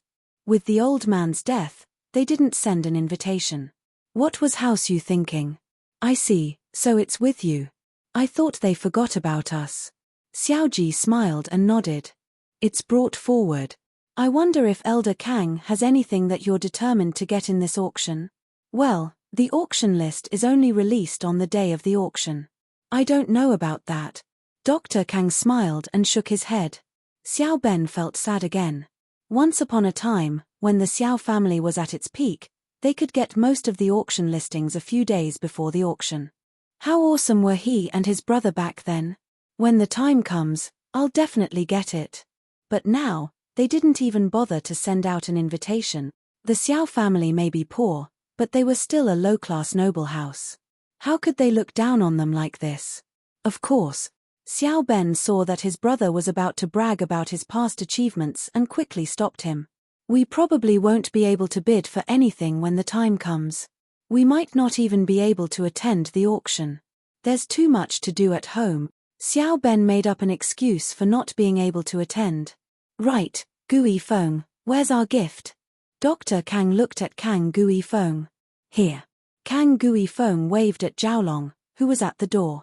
Zhaolong quickly walked over. Uncle Xiao, second Uncle Xiao, this is a box of golden creation ointment. It's just a small gift. Zhaolong said respectfully as he presented the box politely. Chapter 479.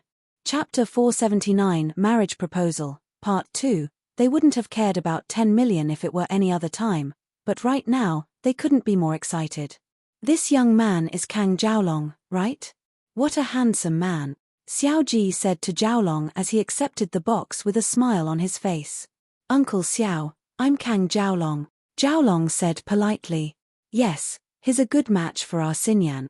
Xiao Ben nodded as well, annoyed at his niece for not knowing her place. House Kang was such a powerful family, after all. Why wasn't she interested? They tried to persuade her for a few days, but she still wouldn't agree. Xiao Ben and Xiao Ji were helpless. At the end of the day, Xinyan was just a distant relative, not a direct descendant of the Xiao family. They couldn't ask for anything. House arrest wasn't the way to go, they had to let her go. Xinyan's parents, on the other hand, were a bit against the marriage at first, but Wang Shuben fell silent after hearing that the man was Dr. Kang's grandson. Qinlin, on the other hand, didn't have much of an opinion. She'd been listening to Wang Shuben all these years, and now that Wang Shuben had agreed, she had no objections. The most important thing was that Xiao Ji and Xiao Ben had said that if they agreed to the marriage, they'd give up on the shares mentioned in the old man's will. But if they didn't agree, they'd take back a portion of the shares from Wang Shuben's company, and they'd threaten to ally with House Kang against his medicine company. Now, Xiao Ji and Xiao Ben were glad that Xinyan was the only one who was against the marriage. There wouldn't be any problems as long as they got through to her. Where's that Wang Xinyan? Why don't you call her out so I can see my future granddaughter-in-law?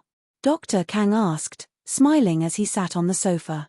As a grandfather, he was quite satisfied with this granddaughter-in-law, despite the fact that this was a political marriage. I'll go get her now. Xiao Ben gave his brother a look before walking into the living room. I say, sis, brother-in-law, did you guys really get through to my niece's thoughts? Dr. Kang himself came to our house to propose marriage. This isn't something just anyone can do. Xiao Ben said as he looked at Wang Shuben and Qinlin, who were standing in front of Xinyan's room. Little Yang doesn't agree. I think it's fine. Although Xiao Qinlin didn't have any opinions, she still loved her daughter very much.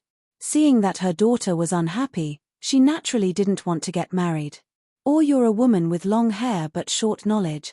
Xiao Ben was stunned and said with some annoyance, "What kind of family does Dr. Kang come from? His eldest grandson Kang Jiaolong is the future heir of House Kang. How could Xinyan lose out by marrying him?" "Qinlin, I've heard of this Jiaolong before. He's an excellent student, and he doesn't have a single bad habit. I've heard that he hasn't even had a girlfriend. I think he won't mistreat Xinyan," Wang Shuben said. Although he was afraid that something would happen to the company, he didn't want his daughter to be unhappy in the future, so he secretly got someone to investigate Jiaolong. The results of the investigation surprised him. Was this really a rich young master? He had been studying since he was young, and now that he had a PhD, he still had to continue his studies.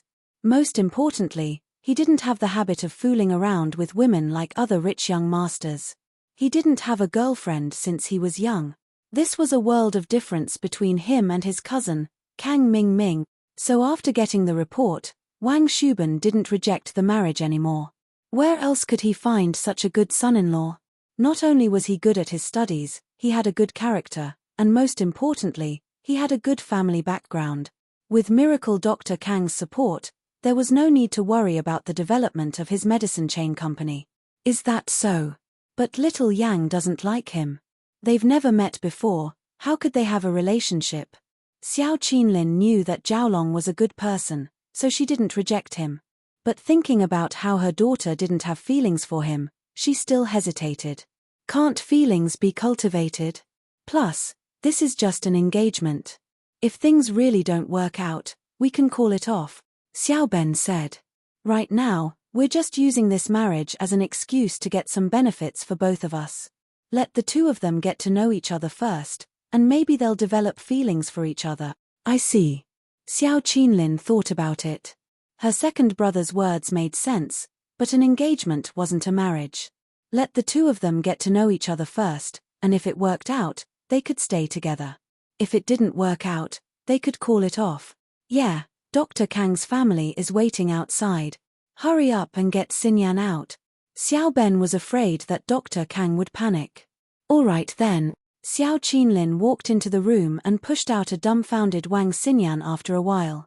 Xinyan didn't understand why did her parents get convinced by her uncle and second uncle, asking her to get engaged to someone she didn't know.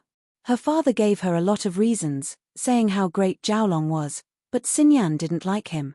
She couldn't fall in love with someone she didn't know. Dad, is your company really that important? Xinyan raised her head and looked at her father, hoping that he would change his mind. Wang Shuben was a little embarrassed, but the company was his life's work. He didn't want it to be ruined. I understand, Xinyan sighed. I can go out with you guys, but I didn't agree to the engagement. All right, let's talk outside. Don't say anything when we get out. Maybe you'll like him just by looking at him, Xiao Ben said. Jiaolong is a rare young man. Xinyan didn't say anything. There was no point in saying anything else. How could Xinyan fight back when her parents had already agreed to it? How could she change? But she didn't plan on marrying a stranger. It was just an engagement, not a marriage. She'd just have to find a way to escape when the time came. Xinyan would never accept a marriage arranged by her family. What year was this? There were still arranged marriages. Xinyan was brought to the Xiao family's living room by Xiao Ben. Jiaolong was immediately attracted by Xinyan's elegant figure. He didn't have a girlfriend, but that was just to show off in front of his grandpa. In fact, he'd been longing for a woman for a long time. Now that Xinyan was officially his fiancé, Jiaolong didn't need to hide anything anymore. His family wouldn't say anything about how he treated Xinyan. Chapter 480. Chapter 480. Cousin visits again. Jiaolong paused when he saw the flash of disgust in Xinyan's eyes. He understood what was going on. From the looks of it, Wang Xinyan was a girl with high standards. She wasn't like those materialistic girls who'd get excited at the sight of a rich young master like him, wanting nothing more than to throw themselves at him. But the more Xinyan acted like this, the more Jiaolong was tempted. He wouldn't say anything if he were to marry a girl who was greedy for money, but he wouldn't be happy about it. Xinyan's reaction was just what he wanted, and the desire in Xiaolong's eyes disappeared in a flash, returning to his previous clarity. He was a schemer, and the fact that he'd been studying so hard for so many years showed how strong his willpower was. "Hello Xinyan, I'm Xiaolong. I hope we can get along well." Xiaolong reached out his hand and greeted Xinyan warmly. If Xiaolong had been like this from the start, Xinyan wouldn't have hated him as much as she did now. After all, he was a sacrifice for the family's benefit. Xinyan wouldn't hate him even if she didn't like him.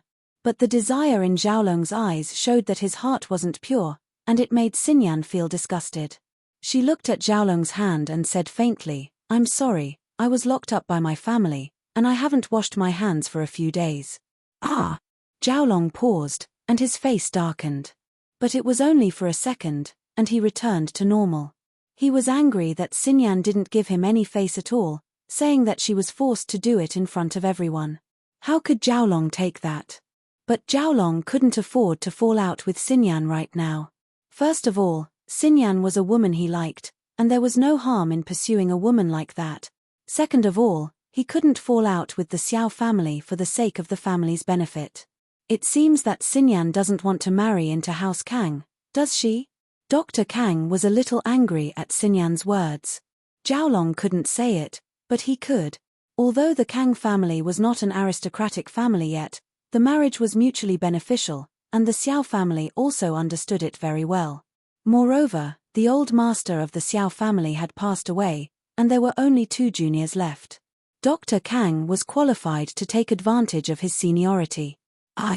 Xiao Ji was a little irritated as well. He didn't expect Xinyan to be so disrespectful in a situation like this.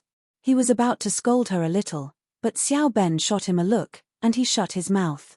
In the Xiao family, although Xiao Ji was the eldest, Xiao Ben was very intelligent. Xiao Ji now understood that the only way to protect the family was if the 2 of them worked together. So, he gave up on being the eldest and listened to Xiao Ben. "Elder Kang, she's a girl. How can she agree to it so easily?" Xiao Ben smiled. "It's the young people's business, of course. We're just acting as a middleman, and the key lies with them. Let's get to know each other first, and only then can we plan our next step." Xiao Ben's words were smooth. It was different from what he had originally intended, but Dr. Kang could still accept it. Xinyan was clearly against it, and the Xiao family must have done a lot of work for her. If Dr. Kang were to insist on something, it would only make things worse, and that wasn't what Dr. Kang wanted to see. The only thing he could do was to let the 2 get to know each other as Xiao Ben suggested. Now that the 2 know each other, it's better to get to know each other more. "I heard that Xinyan's studying in Songshan. Let Xiaolong go play with her on the weekends when he's free." Dr. Kang nodded. "Xinyan, don't say no when I go find you," Xiaolong said with a smile. "I'm in 12th grade, and I'm very busy. I don't have time," Xinyan said faintly. Xinyan had the intention to say no, but her reason was flawless. Xiaolong wasn't happy about it, but he could only say, "There should be time for a meal, right? I'll just treat you to a meal and get to know each other." "That depends on the time." Xinyan frowned, but there was nothing she could do since Xiaolong had already said so. She felt a little depressed when she saw her father's earnest gaze. No matter what, she had to deal with it first. She was still young, and if she dragged it out, something might happen. Xinyan felt a little more at ease at the thought. Dr. Kang's expression softened a little when Xinyan stopped objecting. "Gui Feng has booked a table at the hotel. Let's go together." Tang Yin didn't know how her day passed. She stumbled home at night to see her mother and father discussing buying a storefront with a smile on her face. "Yin, you're back." Mrs. Tang looked at Tang Yun happily, not noticing her daughter's strange mood.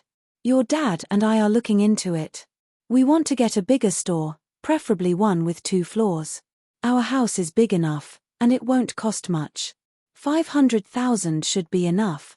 "Oh," Tang Yin replied faintly, unable to say the words that were at the tip of her tongue. She wanted to take back the 500,000 from her mother, but how could she do that now? Tang Yin went back to her room, depressed, and closed the door. She laid on her bed and started crying. After crying for a while, she fell asleep. Tang Yin would go back to her room to read every day after school, so Mrs. Tang didn't find it strange at all.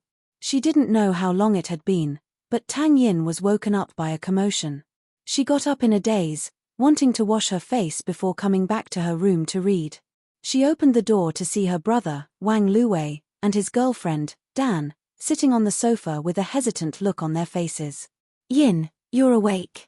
I didn't dare wake you up because you were asleep, Mrs. Tang said happily. You're tired from school every day, so I didn't want to disturb you. Now that you're awake, I need your help with Wei's matter. Tang Yin paused. What's wrong with Wei? Sis.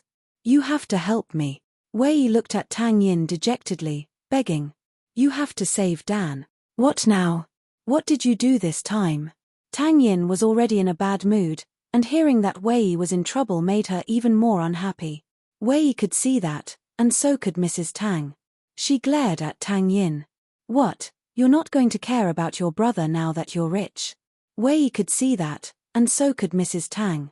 She glared at Tang Yin. What, you're not going to care about your brother now that you're rich? Chapter 481. How am I supposed to return it? Sister, you found a powerful brother-in-law. You must save me this time. Xiaowei said carefully, it's the same boss we talked about last time. He still won't let me and Xiaodan go, the boss from last time? Didn't you give them the 150,000 already? Tang Yun paused and looked at her brother in confusion. 150,000 yuan was given to him, but he said that 150,000 yuan was the situation 10 years ago. Now that the price of goods has increased so many times, the 150,000 yuan will also have to pay interest. Speaking up to this point, Xiao Wei seemed very angry. He said that either you pay him back 500,000 yuan with interest, or you want Xiao Dan to continue working in the company, or you give him money, 500,000. Tang Yun's eyes widened. How can they be so greedy? Turning 15 into 50 all of a sudden? Does he have a contract? Why don't we go to court to sue him? Where's the contract? Little Wei smiled bitterly. If there was a contract, it wouldn't be like this. The only contract was the one we signed. Xiao Dan had to work for him. If Xiao Dan broke the contract, she would have to compensate him for all his losses. He didn't say how much the losses were, so he could talk nonsense. Besides, we can't afford to go to court. Uncle Tang's matter hasn't been resolved yet, right? Tang Yun sighed. Wei was right. Her family was a weak group, how could they fight against those rich bosses?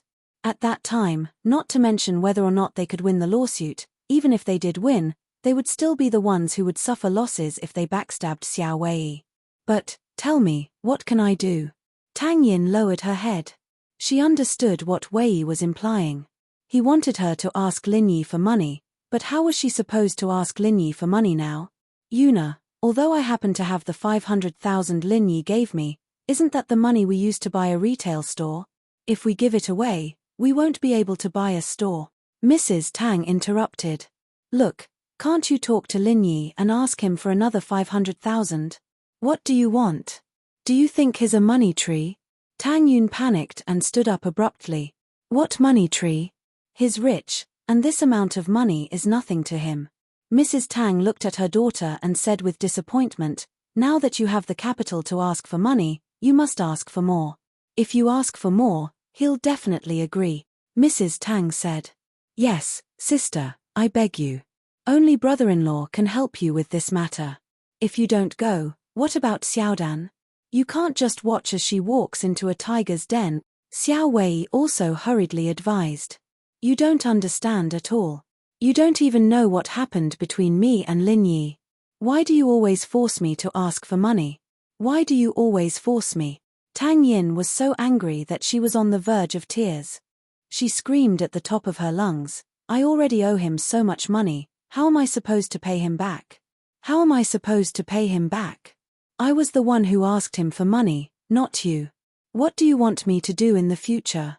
Mrs. Tang helplessly looked at her crazy daughter. Yuna, do you still not understand? Lin Yi likes you. Your beauty is his capital. If you don't make good use of it, you'll regret it when he breaks up with you. Break up. That's right. We've already broken up.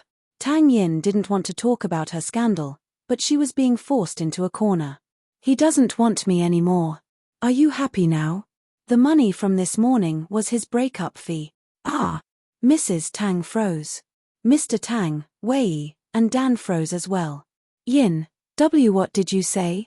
Lin Yi broke up with you? You're joking, right? Joking? What kind of joke is this? Do I look like I'm joking? Tang Yin said as she recalled today's sad events and the grievances she'd suffered. Her eyes reddened, and tears started to flow down her cheeks. Mrs. Tang didn't know what to do. She was a snobbish person, but she was still on Tang Yin's side. She quickly picked up her daughter. Good girl, don't cry, Yin. It's fine if they broke up. I've said it before, he's a good-for-nothing, a hedonistic young master. Tang Yin found it funny at her mother's words. Her tears turned into a smile. Mom, didn't you say he was a good person? Mrs. Tang felt a bit awkward. Yin, did he take advantage of you? No. Tang Yin shook her head.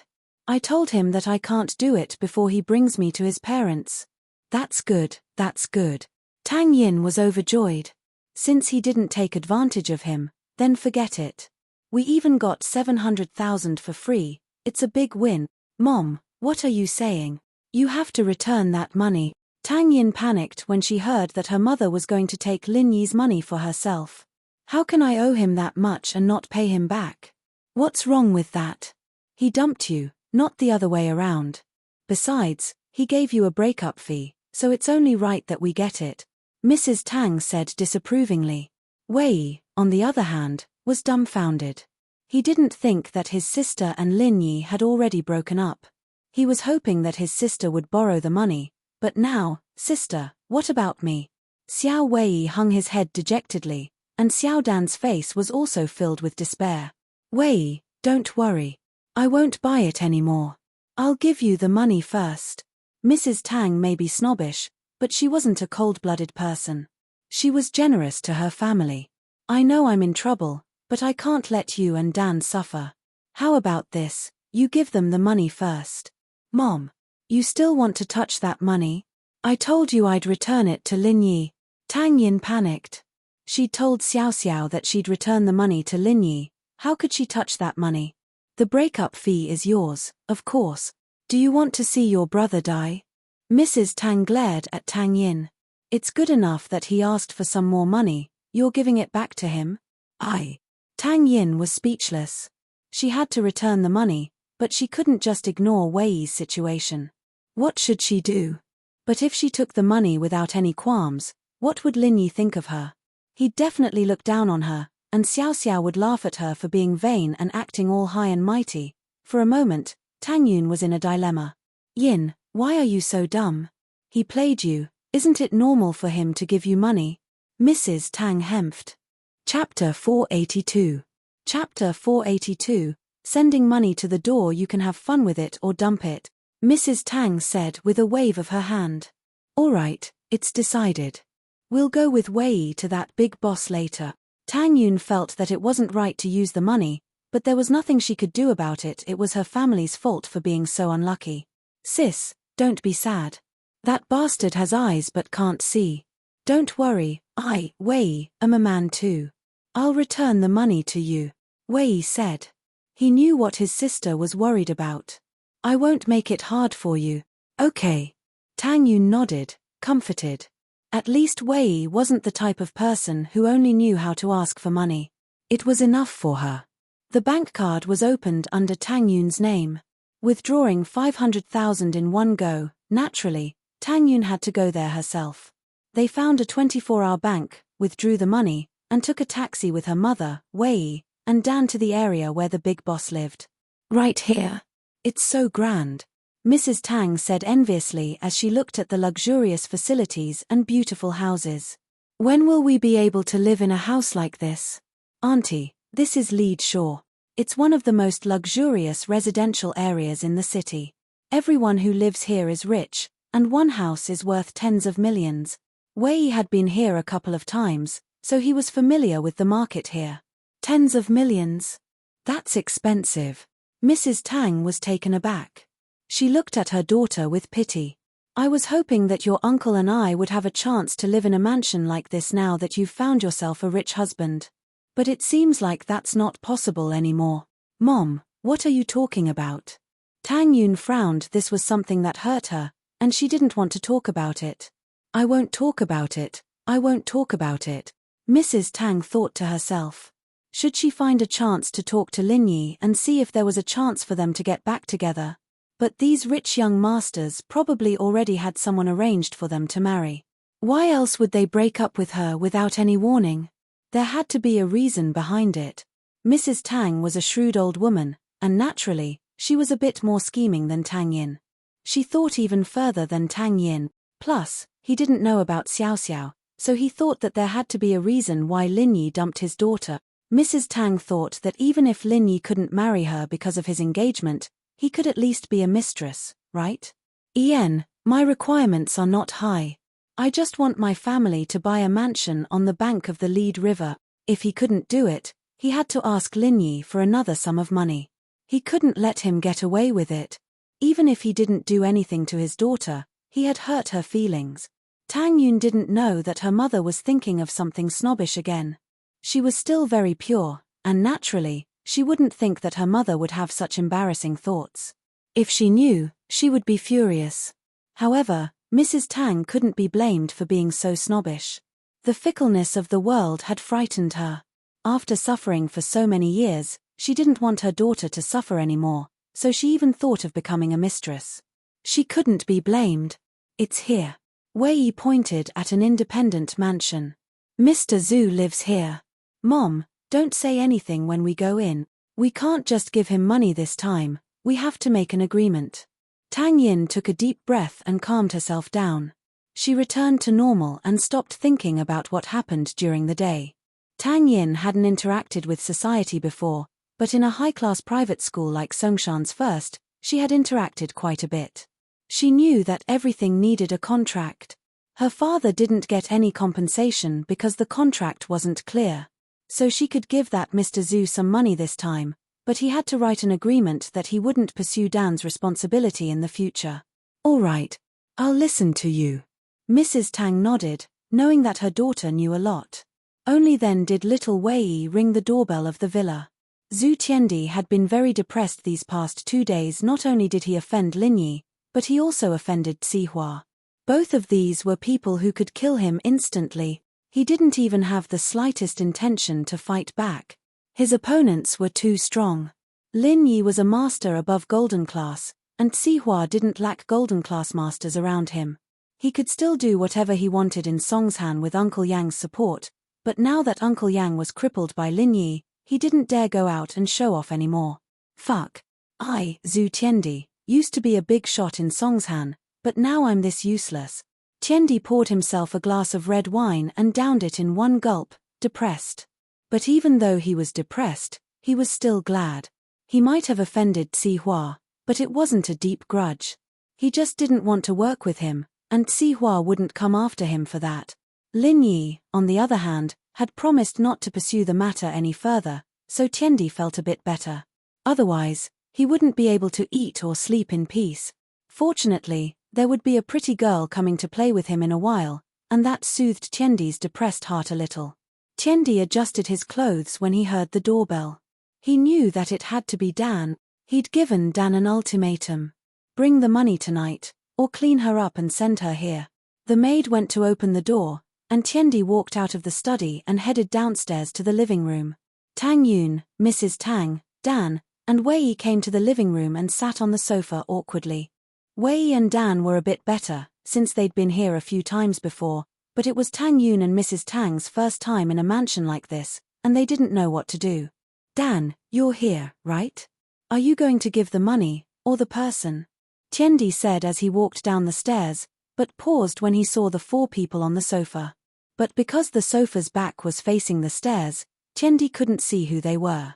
Mr. Zhu, we brought the money. Wei Yi stood up and turned to Tiandi. What? You brought the money? Tiandi paused, and anger rushed to his head. He never would have thought that Wei Yi would come up with another 500,000. How was that possible? Wei and Dan were from the countryside, and even if they borrowed from the whole village, they wouldn't be able to get that much money, would they? Chapter 483. Scared to the bone, but Wei's words shattered Tiandi's fantasies. Tiandi's dreams had been shattered in an instant, and he was furious. Yeah, we brought 500,000. We hope that you'll let Dan go, Mr. Zhu. Wei nodded. He didn't want to, but he was willing to give up the money if it could save Dan. HMPH, where's the 500,000? Tiandi was pissed, but he couldn't go back on his words. He asked coldly, hoping to find something wrong and use it as an excuse to attack. It's with my sister. Wei said. Sis, can you take a look at him? Tang Yun found the voice familiar, and Wei called him Mr. Zhu. She suddenly realized that she knew this Mr. Zhu. He was Zhu Ruoming's father, Zhu Tiandi. Tang Yun's heart skipped a beat. She wasn't afraid of Zhu Tiandi when she was with Lin Yi, but now that Lin Yi had broken up with her, she'd lost Lin Yi's protection. Wouldn't she be at the mercy of the Zhu father and son? Tang Yun regretted coming here at the thought. She was afraid that Zhu Ruoming would do something outrageous again. Sis. Wei saw that Tang Yun wasn't moving and couldn't help but call out again. Tiandi looked at Tang Yun's silhouette. It was a pretty little figure, and he couldn't help but be moved. Dirty thoughts popped up in his mind as he smiled lewdly. Oh, your sister's here too. Tang Yun was even more afraid of Tiandi's disgusting voice, but Wei had already called out to her. She had no choice but to brace herself and stand up. She turned around and opened the bag in her hand, pretending to be calm. Mr. Zhu, I've brought the money. I hope you can keep your promise and let my brother and Dan go. What? Tiandi froze. He never would have thought that the sister Wei was talking about was Tang Yun. Damn it, why am I so lucky? The more I want to avoid Lin Yi, the more I provoke people related to him. Am I possessed by the god of misfortune? Otherwise, who else could be as unlucky as him? Tiandi thought that Tang Yun was mocking him at first. He was scared out of his wits as his face paled. I don't want it anymore, I don't want the money anymore. Tang Yun frowned as she saw the change in Tiandi's expression. Was he going back on his word? Little Wei was also shocked, and little Dan's expression also changed slightly. Director Zhu, didn't you say that you would release Lil Dan for 500,000? Why are you going back on your word? Little Wei was a little anxious. Mr. Zhu, you won't go back on your word, right? Tang Yun was shocked as well, but in order to not show her fear, she forced herself to remain calm. She couldn't soften at a time like this, or Tiandi would only make things worse. I say, Miss Tang. Ah, no, Sis Tang, I'm calling you sis now, please stop messing with me. I didn't do it on purpose, I really didn't do it on purpose. How would I know that Dan is your sister-in-law? I wouldn't have dared to do anything if I had known. Tiandi almost cried. He thought that Tang Yun was mocking him on purpose. After all, a lot of times, powerful people like to say the opposite when they wanted to show off. Tiandi had done it many times when he bullied the weak, so he subconsciously thought that Tang Yun was doing the same thing as well. Tiandi's reaction surprised everyone. Little Wei and little Dan were dumbfounded, and so was Mrs. Tang. They didn't understand why Tiandi's attitude changed 180 degrees after seeing Tang Yun. Tang Yun frowned. After a short moment of confusion, she realized that Tiandi probably didn't know that she broke up with Lin Yi yet. That was why he was being so respectful to her. She could use this chance to leave, but Tang Yun was afraid that Tiandi would come after Wei after he found out that she broke up with Lin Yi. It seemed like he wasn't being sarcastic, he really didn't want the money anymore.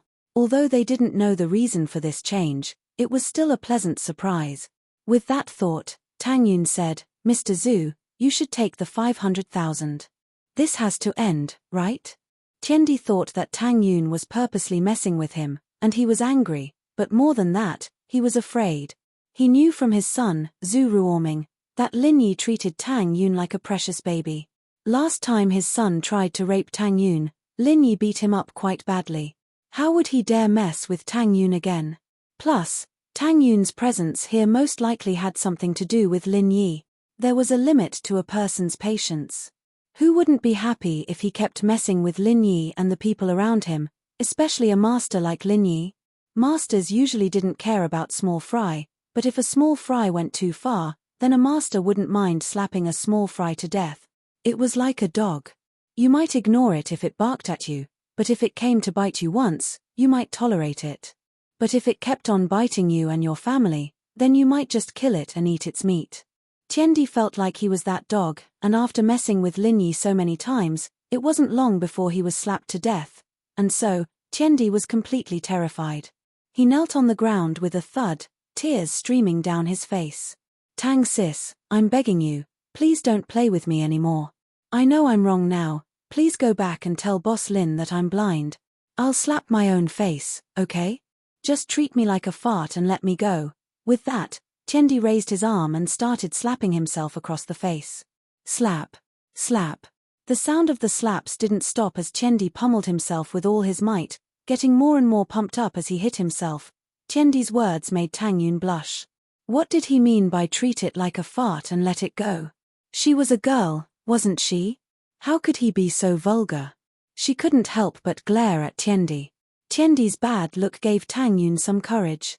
Since he didn't want the money, then she'd let him write a contract. With a contract, she wouldn't have to worry about him going back on his words in the future. With that in mind, Tang Yun decided to go with the flow and use her connections to intimidate others. Chapter 484. Chapter 484. Amazing Mrs. Tang. At the same time, little Wei and little Dan were deeply shocked. The two of them were afraid of Tiendi, but Tiendi was even more afraid of Lin Yi than they were of him. Tiendi was willing to throw away his pride just to get on Tang Yun's good side. It made Wei's blood boil. Wouldn't it be great if Lin Yi hadn't broken up with his sister and was his brother-in-law instead? He'd be able to take advantage of Lin Yi and show off. But why did he break up with his sister?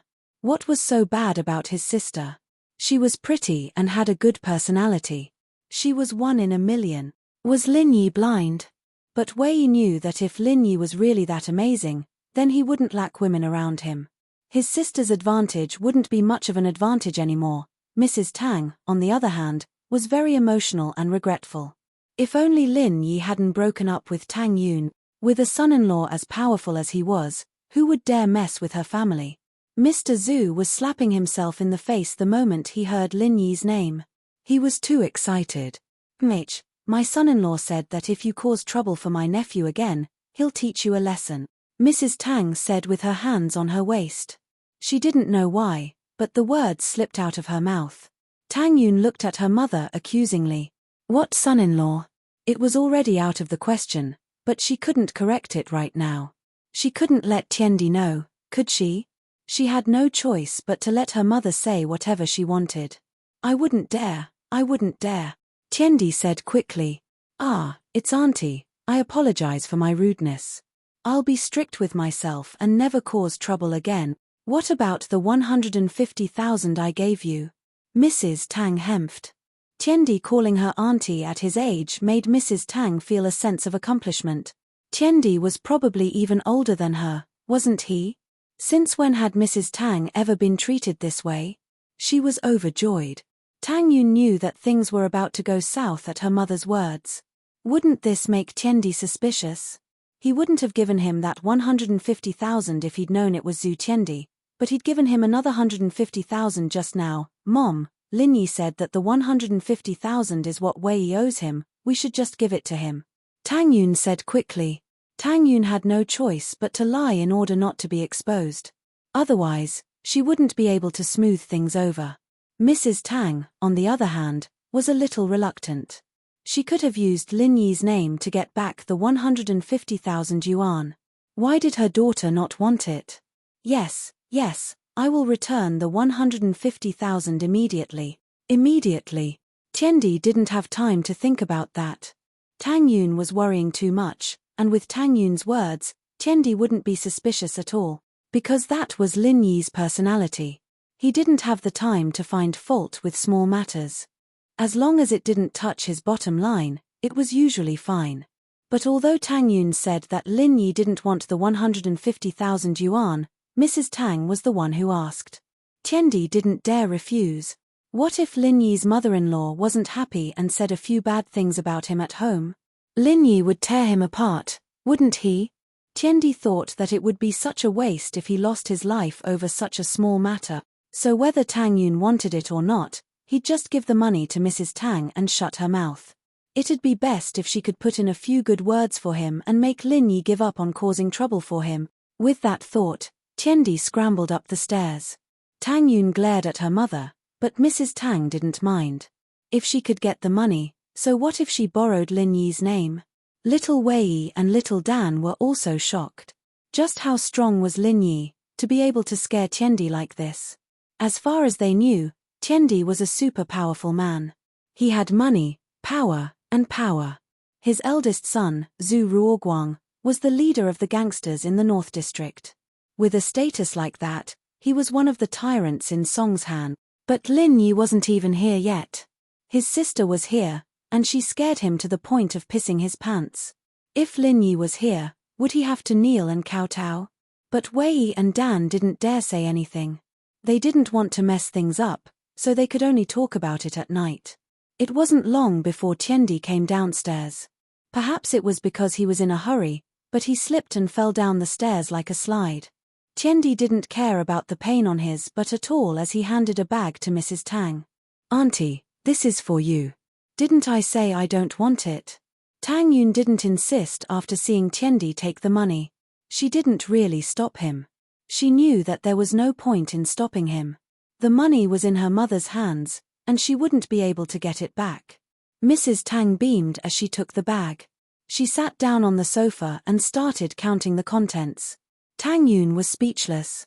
Tiendi was already like this, he wouldn't dare give less, but she was still counting money in front of him as if she'd never seen money before. Wasn't this embarrassing? Tang Yun stomped her feet in anger, but she couldn't say anything. But Tiendi saw Tang Yun's expression. He didn't think much of Mrs. Tang counting money. He knew Tang Yun's family background very well. They were a poor family in the slums, so it was normal for Mrs. Tang to be greedy.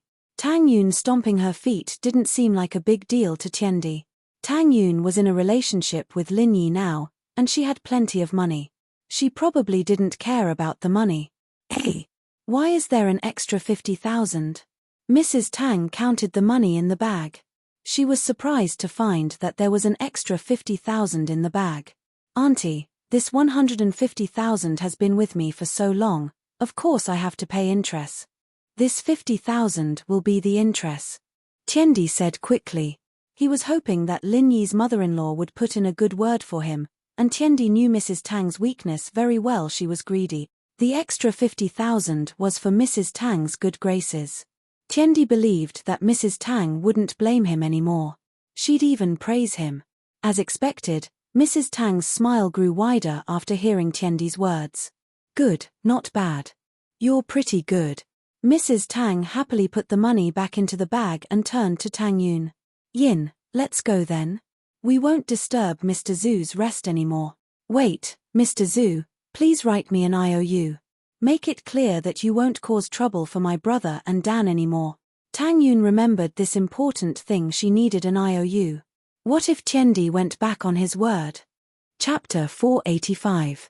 The grievances. It didn't matter what Tang Yun's motives were, Zhu Tiendi would try his best to satisfy her if she asked for it. He didn't have any other thoughts, he just thought that Tang Yun was very careful. If it was Lin Yi, he wouldn't be this polite.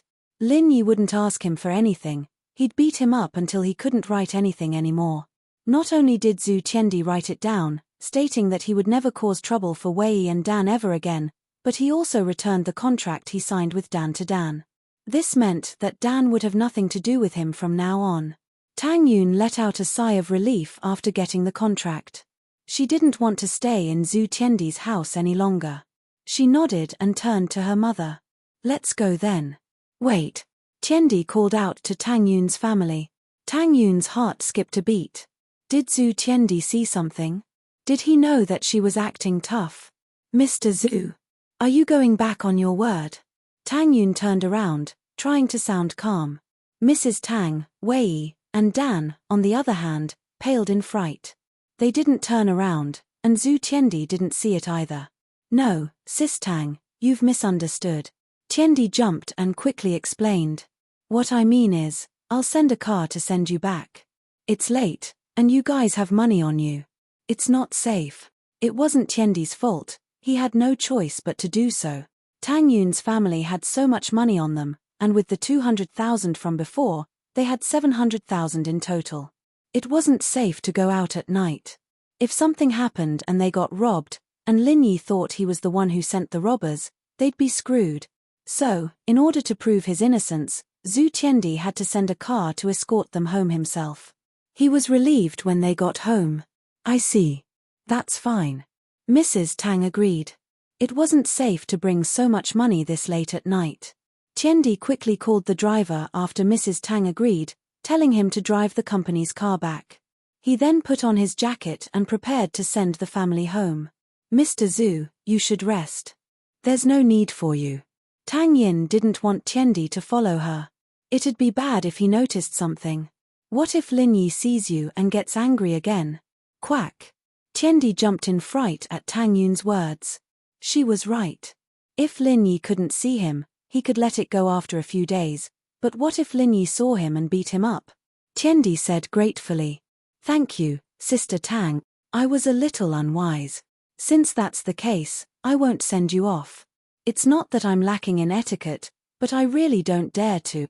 Mrs. Tang, Wei, and Dan breathed a sigh of relief, but Mrs. Tang turned around and said haughtily, there's no need for that. I'll talk to my son-in-law later. I won't scare you anymore. Sigh. Thank you, Auntie. Tiendi was overjoyed. He was waiting for Mrs. Tang to say that. Tiendi's driver came quickly. He told the driver that he had to respect Tang Yin's family even more than he respected himself before letting the driver drive off. Tiendi's driver was very responsible. He'd rather walk on the dirt road and scratch the undercarriage of the car. He only left after sending the family home. Everyone let out a sigh of relief when they got home. The show was quite successful, and the happiest person was Mrs. Tang. Not only did she not have to pay, but she also got 200,000. It was a blessing from the heavens. Mom, how could you say that? I don't have anything to do with Lin Yi anymore, and you're still calling him your son-in-law? Aren't you trying to embarrass me? Tang Yin felt a little embarrassed when she got home. She didn't want to use Lin Yi's name. He didn't want her anymore, and she was using his name. Wasn't that shameless? Tang Yun was too ashamed to show her face. That's nothing. Mrs. Tang didn't think much of it. That boss Zhu doesn't know anyways. Right, daughter, is there still a chance between you and Lin Yi? Why doesn't he want you anymore? Tang Yun was a little embarrassed. She didn't want to talk about Lin Yi, especially when Wei and Dan were here. It was even harder to talk about Lin Yi. Wei, Dan, it's getting late. You two should go home and stop contacting Boss Zhu. Mrs. Tang saw through Tang Yin's thoughts and turned to Wei and Dan. Wei was curious as to why Lin Yi and Tang Yin broke up. He wanted them to get back together, so he wanted to stay and listen. But his sister seemed to have something she couldn't talk about. He couldn't stay any longer. He stood up and pulled Dan. Auntie, we'll go back first. Be careful on the road. Give me a call when you get home. Mrs. Tang sent Wei and Dan off and went back into the house. She held her daughter's hand. Yin, tell me, why did you guys break up? I saw that Lin Yi treated you pretty well, didn't he? I didn't see anything wrong this morning. How did he break up? Mom. He had a girlfriend before. His girlfriend transferred to our school, and she's sitting at the same table as him. Tang Yin found it hard to say it out loud, but her mother pressed on. She gritted her teeth and blushed. Mom. You said he had a girlfriend before. Why'd he try to mess with me then? Mother and daughter were connected. Tang Yin let go of her strong front in front of her mother and started crying in her mother's arms. Yin, don't cry. Mrs. Tang sighed. It wasn't like what she guessed. It wasn't that Lin Yi didn't like her daughter anymore, but that the main character came and forced Lin Yi to break up with her. Mom, why is he so bad? Why would he bother me when he has a girlfriend? I'm so embarrassed. How am I supposed to raise my head in the future? Tang Yin felt more and more wronged as she spoke. Yin, Mrs. Tang sighed. It's all Mom's fault, it's all because we're poor. If we were rich, Lin Yi wouldn't have broken up with you. His girlfriend must be from a rich family, right? His family must have gotten her for him, right? Yeah. He drives a sports car to school. Tang Yin nodded. She wasn't lying. That's what I said. Otherwise, why would Lin Yi break up with you? Mrs. Tang said as she stroked her daughter's hair. Did his girlfriend come looking for you? Chapter 486. Xiao Xiao and daughter HM? Mrs. Tang's eyes lit up at her daughter's words. Yin, you're saying that Lin Yi's girlfriend doesn't mind you being a mistress? Tang Yun blinked, but understood what her mother was getting at. She frowned. Mom, you're not thinking of making me a mistress, are you? If that's the case, then don't even mention it. I wouldn't do something so embarrassing. Mrs. Tang didn't say anything else after seeing her daughter's determination. She patted her daughter's shoulder. All right, don't cry, Yin. Who knows, maybe Lin Yi will change his mind one day? Who cares about him changing his mind? I don't want to talk to him anymore. Tang Yun stomped her feet. I'm going to study. I was too stupid to trust him before. I won't do it again. With that, Tang Yun ran into her room and told her mother everything. She felt much better now, not as depressed and wronged as before. Mrs. Tang shook her head regretfully as she looked at her daughter's back. She sighed to herself. Yin, you still don't know how hard life is. You'll know how painful it is when you're as old as I am. She thought back to her classmates, many of whom weren't as pretty as she was when they were young, but they were rich now. They took good care of themselves, and she, on the other hand, was the prettiest girl in school when she was young. It was rare to have a man that her daughter liked, and he liked her as well. It wouldn't be embarrassing to be a mistress. When he attended a class reunion, there was a divorced woman who became the mistress of a big boss and kept bragging about it to everyone. Not only did no one despise her, but they were also very envious of her. Before leaving, they did not forget to ride in her BMW to satisfy their cravings. Laugh at the poor, but not at the prostitutes. It wasn't a nice saying, but it indirectly reflected the helplessness of reality. Xiao Xiao took her blood numbly, and was sent to do a CT scan and all sorts of tests. It was the same every time, and the results were always the same. Xiao Xiao yawned as she laid on the hospital bed, bored. Tianlong walked in, looking at his daughter with concern.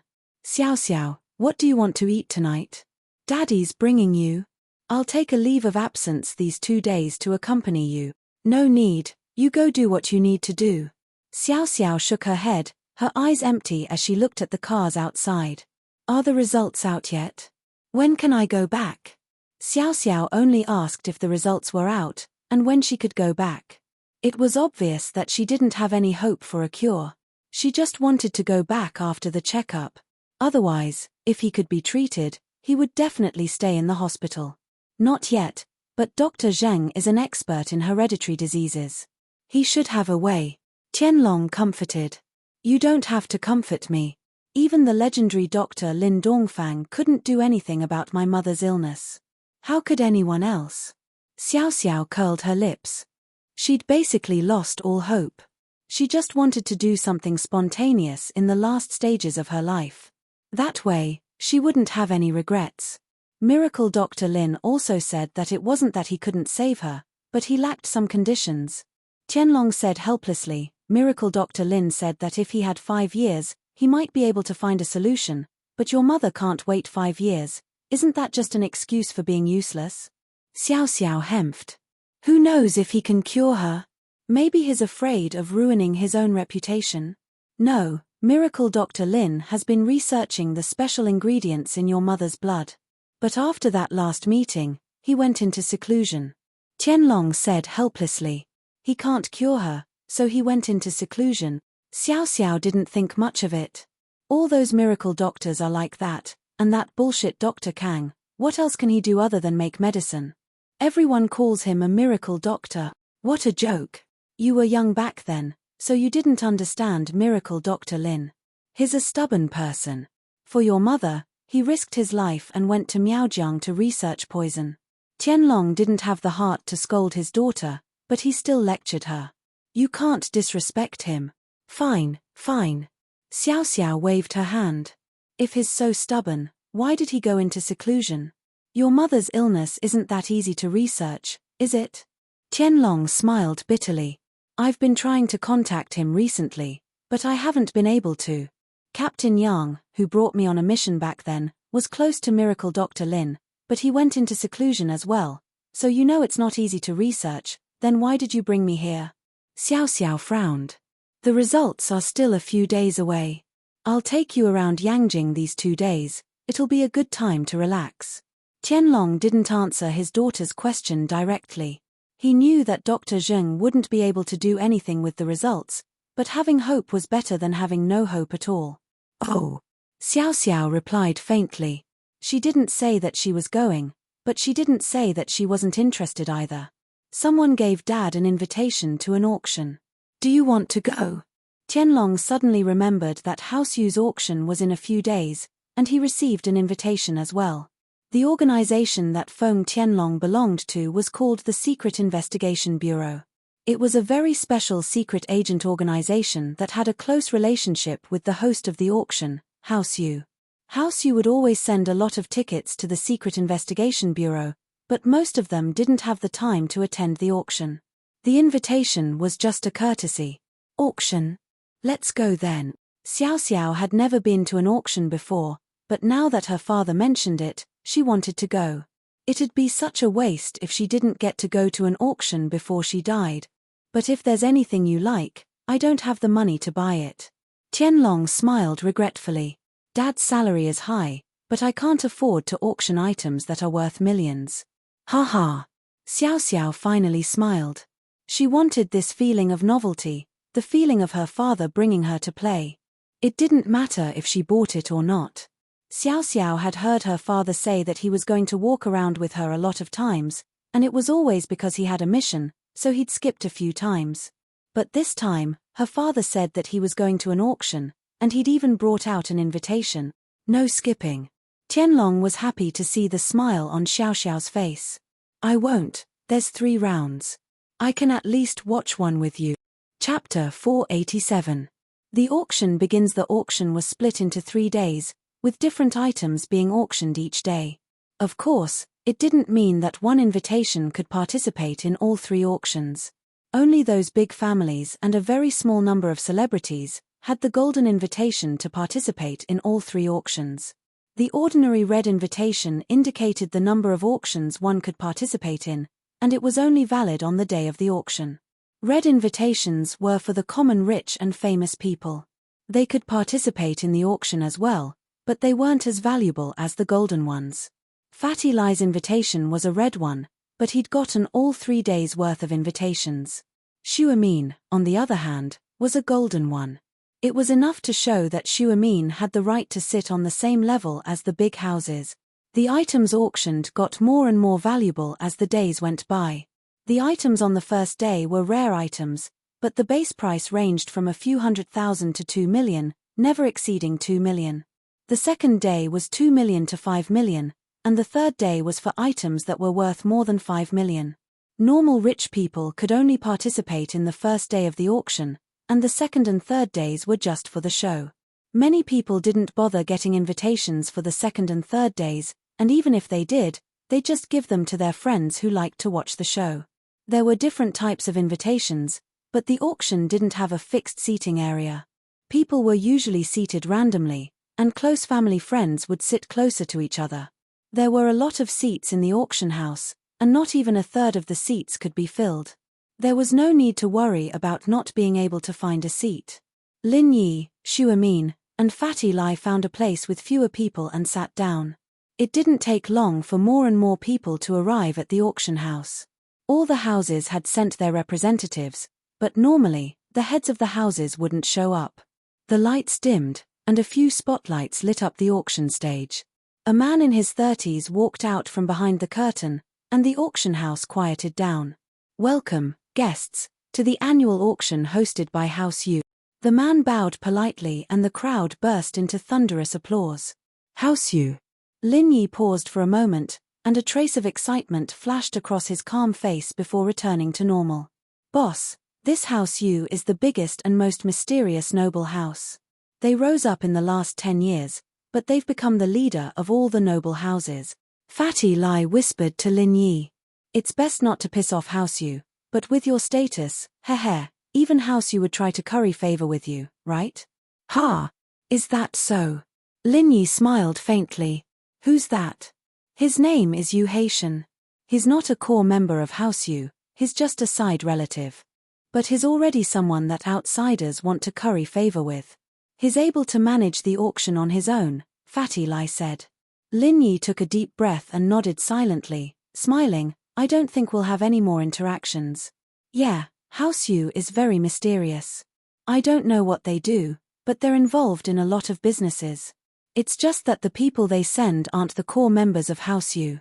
Fatty Lai shook his head with a smile. Let's continue watching the auction. Our pill of life extension and toxin cleansing is being auctioned today. These people are blind, they can't recognize the good stuff. Fatty Lai wasn't happy when he thought about the starting price of the pill of life extension and toxin cleansing. Why was such a good thing only worth $1 million?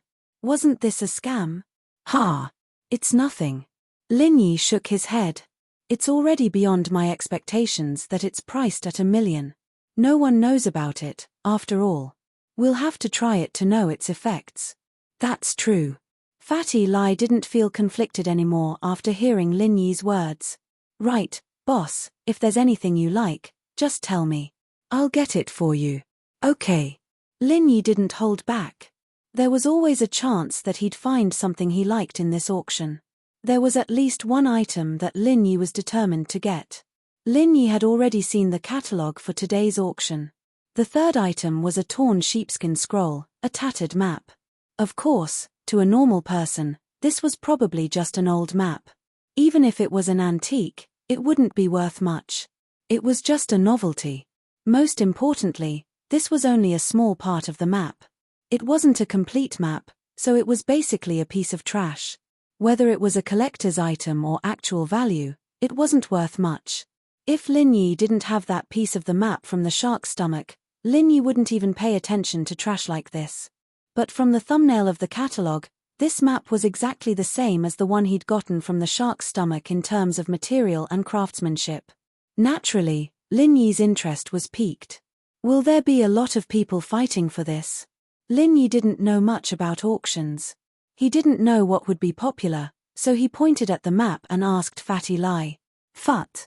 Fatty Lai looked at the item Lin Yi was pointing at and his eyes widened. No way, boss, you're interested in this? What? Is there a problem? Lin Yi frowned. He didn't know what Fatty Lai's expression meant. Fatty Lai realized that his expression was a little exaggerated, so he explained awkwardly, Boss, in this auction, the earlier the item is, the less valuable it is, and the less people will buy it. Of course, there's always the possibility of a dark horse appearing, but to be honest, I really don't see any use for this thing. Then help me bid for it. Lin Yi let out a breath of relief. It wouldn't be easy if there were a lot of people fighting for it. On the catalogue, the base price of the map was 100,000. It seemed like Fatty Lai was right. It wasn't something that was popular. The first auction item was a complete piece of jade that had not been carved. This kind of thing, if it was brought to an ordinary auction, would be a treasure of the finale. However, there were very few people bidding for it here. Obviously, those real aristocratic families and rich people did not care about this at all. The base price was 1 million, and in the end, it was won by a man with a red invitation card for 2 million. It didn't attract much attention. Chapter 488. The second map fragment appears this kind of thing would have caused quite a stir in a normal auction, but the noble house heirs obviously weren't interested in it here. In the end, it was won by a normal merchant with a red invitation card, and the price wasn't more than 150,000 renminbi. The third item was the map fragment that Lin Yi had his eyes on. The starting price was 100,000 renminbi, and when the auctioneer showed it, there was a brief silence in the hall. Because the description on the map was very brief, and the lines on the map were not clear, no one knew what this thing was used for. Even if it was an antique, there was no corresponding appraisal report, and it was not even clear when it was made.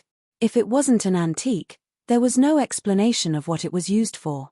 It was similar to the hand-drawn maps used by bandits in the old days, and it was just a fragment. This kind of thing didn't have any real value at all. It was fine to sell it in the antique market to people who didn't know anything about it, but in an auction, it seemed a little out of place. However, there were always some strange things that appeared in auctions, and while many of them were left unsold, there were always a few of them every year. In fact, the auctioneer didn't know what this map fragment was, so there was no introduction.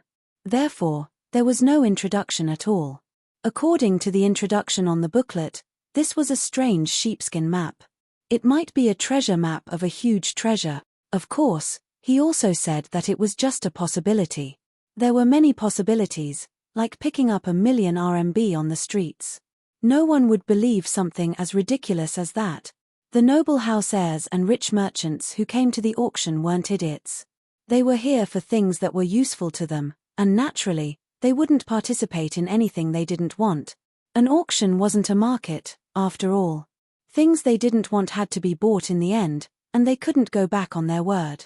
As a result, no one made a bid for a useless map fragment like this. It wasn't like the auctioneer hadn't encountered a situation like this before. There were plenty of items that were left unsold, and this one wouldn't make much of a difference. He cleared his throat. Auction item number 3, a sheepskin map. Anyone up for bidding? 110,000. Fatty Lai raised the sign in his hand. This thing might really be a treasure. I'll buy it and study it. Fatty Lai's words attracted a lot of confused and disdainful gazes from the crowd. Finding the treasure with a tattered map like this? That was ridiculous. Fatty Lai looked like a rich nouveau riche, and those who knew him were confused. Fatty Lai was a smart guy, so why would he buy such a tattered map? Could it be that he wanted to show off? Those who didn't know him all thought that Fatty Lai was an idiot with nowhere to spend his money. 110,000. Mr. No. 183 offers 110,000. Is there anyone with a higher price? The auctioneer was slightly taken aback. However, it was naturally good that there were people participating. Although it was only 110,000, 20% of the profits would go to the auction house. Even if a mosquito was small, it was still meat. 110,000 going once. 110,000 going twice. The auctioneer looked at the people present, hoping that someone would raise the price, but unfortunately, no one did. These rich kids weren't idiots. They wouldn't bid for something useless, and they might even become enemies with the other bidders. Those who could participate in this auction were people who put profit first. No one was willing to do something that would harm others without benefiting themselves. If they were useless, then they might as well not participate and leave it to someone who was useful. But if they were useful, then they'd definitely fight until their necks were red.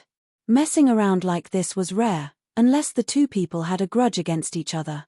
In a corner of the auction house, a man's face tensed up when he heard that someone was bidding.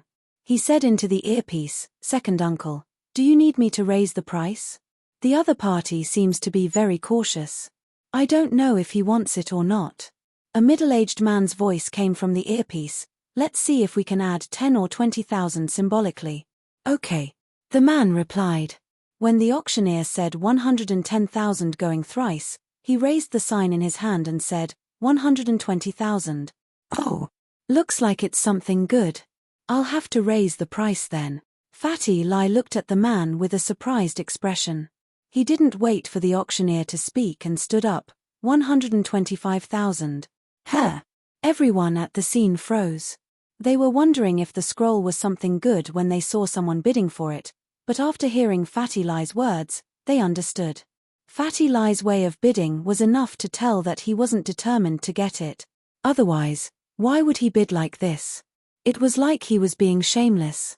Although the minimum price for an item with a starting price of 100,000 was 5,000, it was rare for people to do that. They usually increased the price by 10,000 or 10,000. Fatty Lai's increase could only mean that he didn't care about this item.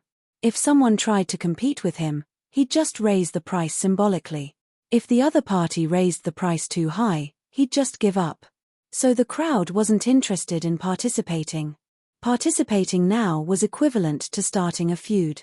It was all up to these two. "Second uncle, what does he mean by this?" The man asked hesitantly. "I don't know. Add another 5,000 and we'll see.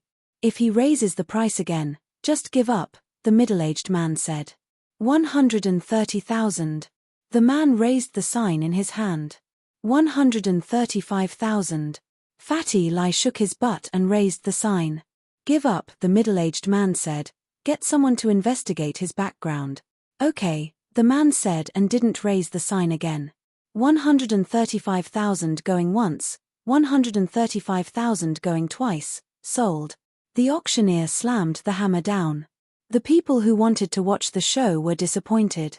The person bidding against Fatty Lie was obviously just playing around. He didn't have any intention of getting it, and Fatty Lie probably had the same intention. As a result, no one thought that the map fragment would be anything good. Fatty Lie didn't look happy at all after the deal was done, and they were even more certain that he was only bidding for it for fun. He wasn't going to get it for real. Congratulations to Mr. Number 183 for winning this sheepskin scroll at the price of 135,000. Later, a staff member will contact you to discuss the delivery. After the auctioneer finished speaking, he began to introduce the next auction item. Chapter 489. Directly adding 100 million. The pill of life extension and toxin cleansing was arranged to be the 10th item to be auctioned. The auctioneer was the same as the sheepskin scroll before, not having much information about it. He didn't know what this item was, and nothing like it had ever appeared in an auction before. The auctioneer had no choice but to follow the instructions on the booklet. But he added a line during the introduction, something that Fatty Lie had specifically requested. As long as the seller's request wasn't too troublesome, the auctioneer would usually fulfill it. The next item is 3 pill of life extension and toxin cleansing provided by Miracle Dr. Guan's medical company. The starting price for each is 1 million, and the 3 will be auctioned off in 3 separate rounds. The auctioneer paused at this point, because the auction house was in an uproar. Very few of them had heard of the pill of life extension and toxin cleansing, and this was the first time they'd heard of Miracle Dr. Guan's medical company. Just what kind of company was this? Just what kind of pill was the pill of life extension and toxin cleansing? Everyone present was familiar with health supplements and cherished their lives. So, if there was really such a good thing as prolonging one's life, it was impossible for them not to know about it. However, they really didn't know about this thing that appeared in the auction. Besides, wasn't 1 million a little too high? And it was only for 1. Would anyone buy it? Everyone here didn't lack money, but no one was willing to waste their money, especially something that came out of nowhere like this. Who would even try it? The awkward silence that followed the uproar was within the auctioneer's expectations. Something like this happened at the auction every year, so the auctioneer wasn't surprised. He continued, "This pill of life extension and toxin cleansing can expel impurities from the body. As we all know, when humans eat grains, some toxins will accumulate in their bodies. Although some of it has been expelled, some of it remains in the body. The longer it is, the more toxins accumulate. The pill of life extension and toxin cleansing can cleanse the marrow and bones, expelling the toxins from the body and achieving the goal of extending one's lifespan." The auctioneer didn't quite believe the description of the pill himself. It sounded like the strength pills of the martial arts world, and if this pill really had such an effect, then 1 million wouldn't be expensive at all. But was there such a thing? The first pill of life extension and toxin cleansing. The starting price is 1 million. Please bid. The auctioneer had already made preparations for the item to be left unsold. As long as no one bid for the first item, no one would bid for the second or third item. The auction would then be dismissed and the next item would be auctioned off. Because the auction of an antique vase took up some time, and the bidding was fierce, it was impossible for the auction to end within the estimated time. The auctioneer wanted to save as much time as possible.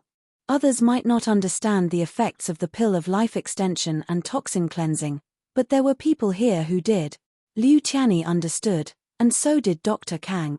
However, Dr. Kang didn't dare confirm whether this pill of life extension and toxin cleansing was the same as the one Kang Xiaobo had given him, or was it a scam? Heh, they even made a miracle Dr. Guan. Isn't that obviously imitating you, Elder Kang? Xiao Ji, who was sitting not too far from Dr. Kang, said mockingly. I think this is a scam. He and Xiao Ben had just received the invitation today, but their father's invitation had always been golden this year.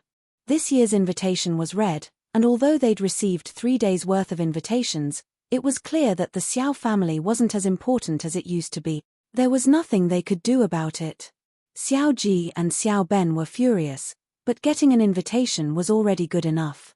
What more could they ask for? The more it was like this, the more Xiao Ji and Xiao Ben felt that they had to ally with House Kang in order to protect their position as a noble house. Dr. Kang frowned, as if he'd thought of something, but he wasn't sure. Miracle Dr. Guan. This miracle Dr. Guan. Could it be Guan Shuamin? He recalled that the person beside Kang Xiaobo seemed to have a good relationship with Guan Shuamin. Could it be that the true owner of the pill of life extension and toxin cleansing was Guan Shuamin? Just as Dr. Kang was hesitating, someone stood up and called out a price. 100 million. Fatty Lai raised the card in his hand. Hey! The crowd was in an uproar, including the auctioneer. They all stared at Fatty Lai, dumbfounded. He'd been the auctioneer for House Yu for 10 years, but he'd never come across a situation like this. How could someone raise the price like this? An item with a starting price of 1 million was raised to 100 million in the first auction? How was that possible? Mr. 183, please repeat your bid, I didn't hear you clearly. It was embarrassing for the auctioneer to not hear the bidder clearly, but he didn't care anymore. The situation was too absurd, and he couldn't believe that Fatty Lai would bid 100 million. He must have heard wrong. The auctioneer was confused, but Yu Haitian, who'd been sitting below the stage, frowned slightly. House Yu was the host, but they were also part of the auction. Yu Haitian was sitting with a middle-aged man. If one looked closely, they'd see that the middle-aged man was wearing an earpiece. The auctioneer didn't know, but Yu Haitian knew very well that the pill of life extension and toxin cleansing was provided by Fatty Lai. Was he buying the pill himself? Or was he trying to raise the price? In the auction, there were indeed some people who wanted to raise the price of their items and participate in false bidding. The host of the auction knew this very well, and so in order to prevent this from happening, the host of the auction would take a commission, and House Yu's commission was as high as 20%. This way, even if someone wanted to raise the price, they'd have to take a huge risk. If they succeeded, then everyone would be happy. The host of the auction would take a lot of commission, and the seller would get the price they wanted. But if they failed, the seller would have to spend money to buy their item. In other words, the host of the auction would take a 20% commission. Of course, they could choose not to buy the item after the deal, but they'd have to pay the host of the auction a 20% commission. So no matter what, this 20% commission was a loss, and normal people wouldn't raise the price so easily. Chapter 490. An astronomical bid. Liu Tianyi gritted his teeth in anger. Fatty Lai was twisting his butt as he raised his paddle, and Liu Tianyi was furious. Other people didn't know what the pill of life extension and toxin cleansing was, but Liu Tianyi did. How could something Lin Yi made be anything bad? Just look at Fatty Lai's father and you'd know if this thing was good or not. He didn't expect Fatty Lai to raise the price to 100 million right off the bat. Did he know how to buy things? Even if he had the money, he wouldn't spend it like that, would he? House Liu might be rich, but they couldn't just throw away 100 million like that. But as angry as he was, he knew the true value of the pill of life extension and toxin cleansing. Even 100 million was an understatement. And so, Liu Tianyi raised his paddle without hesitation. 110 million. What? The crowd was in an uproar. It was one thing for Fatty Lai to go crazy earlier, but Liu Tianyi was the first in-line heir to the House Liu. How could he possibly follow Fatty Lai's lead? He'd even raised the price to 110 million. Could this pill of life extension and toxin cleansing really be something good? The auctioneer sucked in a breath of cold air. Holy *T. This kind of bidding was a once-in-a-thousand-year wait.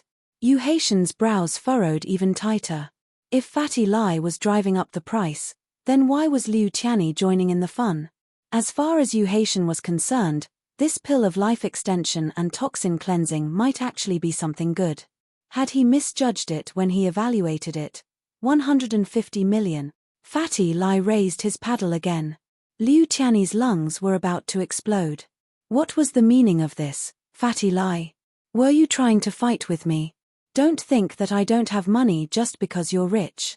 Liu Qianni raised his paddle again, calling out a price that caused the crowd to go wild. 200 million. Originally, everyone held a wait-and-see attitude. They wanted to see if others would make a move before deciding whether they would make a move or not. Many of the people present knew Liu Qianni, and if Liu Qianni had his eyes on something, how could it not be something good? But now, they really couldn't make a move. Firstly, the price had been raised to 200 million, which was really too high. Secondly, they really didn't want to become enemies with Liu Qianni. From Liu Qianni's way of bidding, it could be seen that he was determined to get this pill of life extension and toxin cleansing. Otherwise, he wouldn't have increased the price like this. Therefore, even if there were some people who were tempted, it would not be good to bid now. Fortunately, there were a total of 3, and there were still 2 left. They all began to rub their fist. Because the way Liu Qianni was chasing after the pill of life extension and toxin cleansing reminded them of something. It wasn't a secret that Liu Qianni's father had gone to see Guan Shuimin a while ago, so many people present knew about it. Connecting the dots to the miracle Dr. Guan medical company that the auctioneer mentioned, they immediately thought of Guan Shuimin. Could it be that Liu Qianni's father's condition had improved because of the pill of life extension and toxin cleansing? Those who knew Fatty Lai at the same time had an even greater realization. Fatty Lai's father had contracted uremia and was about to meet the King of Hell when he suddenly got discharged from the hospital. Not only was his face glowing, but he was also eating well. He was even healthier than an old man his age. Even if his uremia wasn't completely cured, he was almost fully recovered. This miraculous situation made everyone present understand. Fatty Lai and Liu Qianni weren't idiots. They both knew how good this pill of life extension and toxin cleansing was. Why else would they dare to increase the price so much? 250 million. Fatty Lai's eyes were red.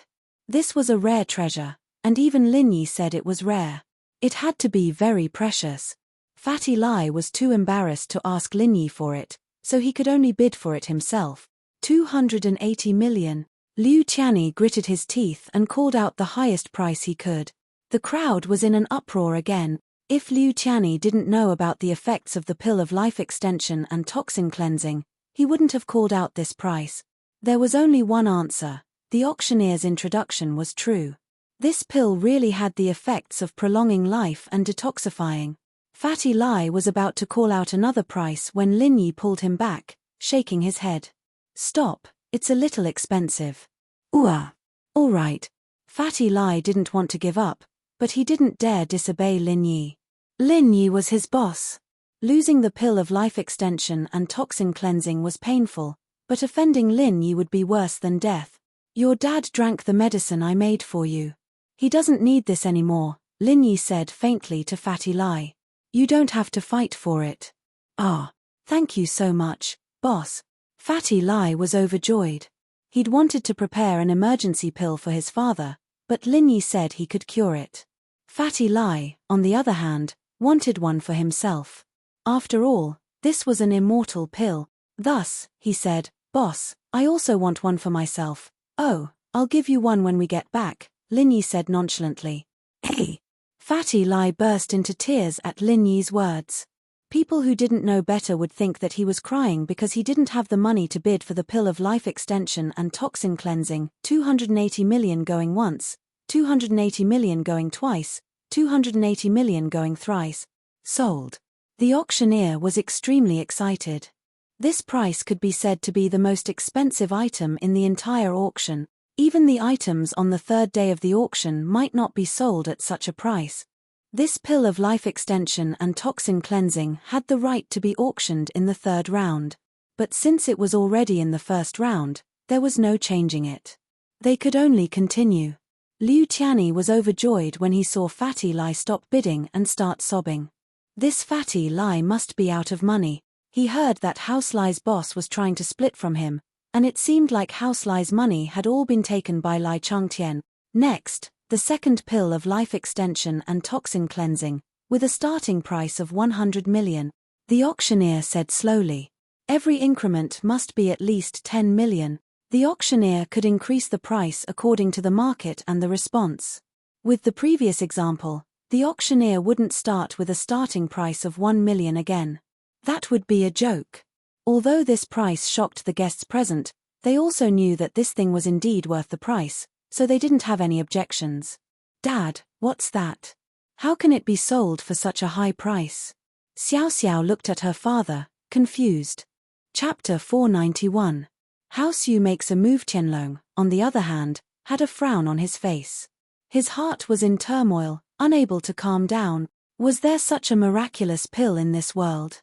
Would it work on his daughter's illness? If it really was as the auctioneer said, that it could cleanse a person's bones and marrow, could it be used on his daughter as well? Xiao Xiao's illness was caused by a defect in her blood. Miracle Dr. Lin had said it before, and with the development of science and technology, some genetic experts had said it as well. They'd all tried other methods to make up for Xiao Xiao's blood defect, but there hadn't been any progress. If this pill of life extension and toxin cleansing was effective, Qianlong would have gotten one for Xiao Xiao no matter what, but the price was too high for him to even think about it. He belonged to the most secretive department, and his annual salary was frighteningly high in the eyes of normal people, but he'd probably have to live his entire life without eating or drinking to buy a pill of life extension and toxin cleansing. Dad, what's wrong? Xiao Xiao asked curiously, seeing the conflicted look on her father's face. Xiao Xiao, I'm thinking, does this pill of life extension and toxin cleansing work on you? Qianlong said after some hesitation. But I can't afford it. Ha! Xiao Xiao started laughing. This thing sounds like a strength pill. How could it be real? Dad, don't believe it, it's a scam. But the two people in the auction aren't idiots, Qianlong said, shaking his head. Feng Qianlong shook his head. One of them is Lai Changyi, the youngest son of the chairman of the biggest electronics industry in the north. He's rich, but he's not a prodigal. He's good at business. But why does he look like a crybaby? He can't get the pill, so he's just standing there crying. Xiao Xiao clicked her tongue. This fatty wasn't simple, but why was he crying? That's just how he is, but he doesn't cry all the time. He only cries for certain things. Qianlong said. The other person's even more powerful. He's the first heir to Yanjing's house Liu Qiani. He can't be an idiot. What's wrong with that? Rich people will buy weird stuff if they see it. Xiao Xiao didn't believe that the pill was that powerful. Let's wait and see. Qianlong had already made up his mind to pay a visit to Liu Qiani. If this pill of life extension and toxin cleansing was really effective, he had to get one for his daughter no matter what. The bidding for the second pill of life extension and toxin cleansing had already begun. Because the base price had been raised to 100 million, most of the people who wanted to participate in the bidding decided to wait and see. 150 million. Fatty Lai jumped up again, raising the card in his hand. The crowd wasn't surprised at all. Fatty Lai had already bid 250 million, so it was reasonable for him to bid 150 million now. It seemed like he was determined to get it. A lot of people saw Fatty Lai and Liu Qiani fighting over the pill, and they were certain that the pill was something good and effective. But they didn't have the guts to throw out a few 100 million yuan for it. What if the effect was not obvious? What if it could only extend one's lifespan for a short period of time? That wouldn't be worth it. With 200 million yuan, they could do a lot more things. There was no need to buy this pill of life extension and toxin cleansing. 200 million. Qiani didn't expect Qiani to raise his paddle again and bid. Fatty Lai was starting to panic. Liu Qiani, are you trying to go against me on purpose? What's the meaning of this? Isn't one enough for you? You want to fight with me? Aren't you a little too much? It's a fair competition, and the highest bidder wins. It's only right and proper. Liu Qiani glanced at Fatty Lai. He knew that he was going a little overboard, but he couldn't back down now. If he could get it for 200 million, then so be it. If it was more than that, Liu Qiani would give up. After all, money didn't grow on trees. Liu Qiani was already very satisfied with just one pill of life extension and toxin cleansing, 250 million. Fatty Lai raised his card again, but this time he smiled at Lin Yi, who was sitting on the chair. Lin Yi immediately understood that Fatty Lai had jumped out to mess things up. His goal was to get the pill of life extension and toxin cleansing at a higher price. He didn't stop him and let him bid. Raise the sign and buy it. The middle-aged man beside Yu Haitian suddenly spoke and ordered Yu Haitian. Yu Haitian was slightly taken aback. He then nodded and said, "Yes, second uncle, 280 million. Haitian raised the bidding card in his hand. House Yu was the organizer of the auction, but they had the right to participate in the bidding as well. It was just that there were too few items that caught House Yu's eye. Everyone present was surprised at Haitian's sudden participation. House Yu had never raised a card in the past few years, because everyone knew that once House Yu raised their card, no one would dare compete with them. It wasn't just because they were afraid of House Yu's wealth, but also because they didn't want to be enemies with House Yu. Whatever House Yu wanted, they would get it no matter how much money they had. So as long as House Yu raised their card, everyone else would give up. House Yu understood this as well, and so they wouldn't raise their card easily. Doing so would ruin the reputation of their auction.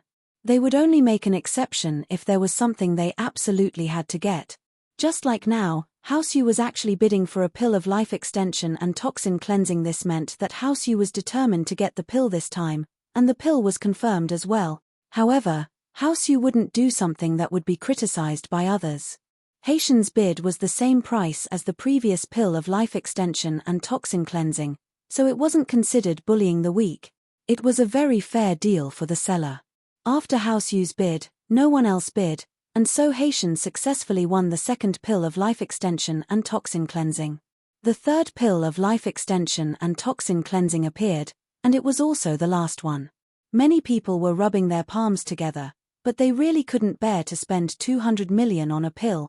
They weren't House Yu, nor were they House Liu, nor were they the nouveau riche Fatty Lai. They had other businesses that needed money, and this 280 million was a little too much. Chapter 492. The final auction. It looks like the pill of life extension and toxin cleansing is very popular. Now, let's start the auction for the last pill. Guests who are determined to get it, don't hold back. Remember, this is the last one. The last one. The auctioneer excitedly took out the last pill of life extension and toxin cleansing. He also hoped that this final pill of life extension and toxin cleansing could create a miracle and break through the previous two prices. The auction began, and the first to jump out was still Fatty Lai. Fatty Lai was still wiggling his fat, but as he raised his bidding card, 200 million. Wah! The people in the hall didn't expect Fatty Lai to bid 200 million this time, but they understood after some thought. Fatty Lai had failed twice before, and this was his last chance. If he didn't seize this chance, there wouldn't be another one in the future. The one who couldn't understand Fatty Lai's bidding was Yu Haitian. He'd gotten the pill of life extension and toxin cleansing, but the more he thought about it, the more shocked he became. This pill was a good item. "Uncle, should we bid for another one?" "No." The middle-aged man shook his head. "You've already lowered the price for the pill of life extension and toxin cleansing. Lai Chang'e didn't increase the price because of House Yu. I'm sure the others are the same. If you continue to fight, you'll lose out. That's not House Yu's style." "Ah! Lowered?" Yu Haitian blinked. "Keep watching and you'll know," the middle-aged man said faintly.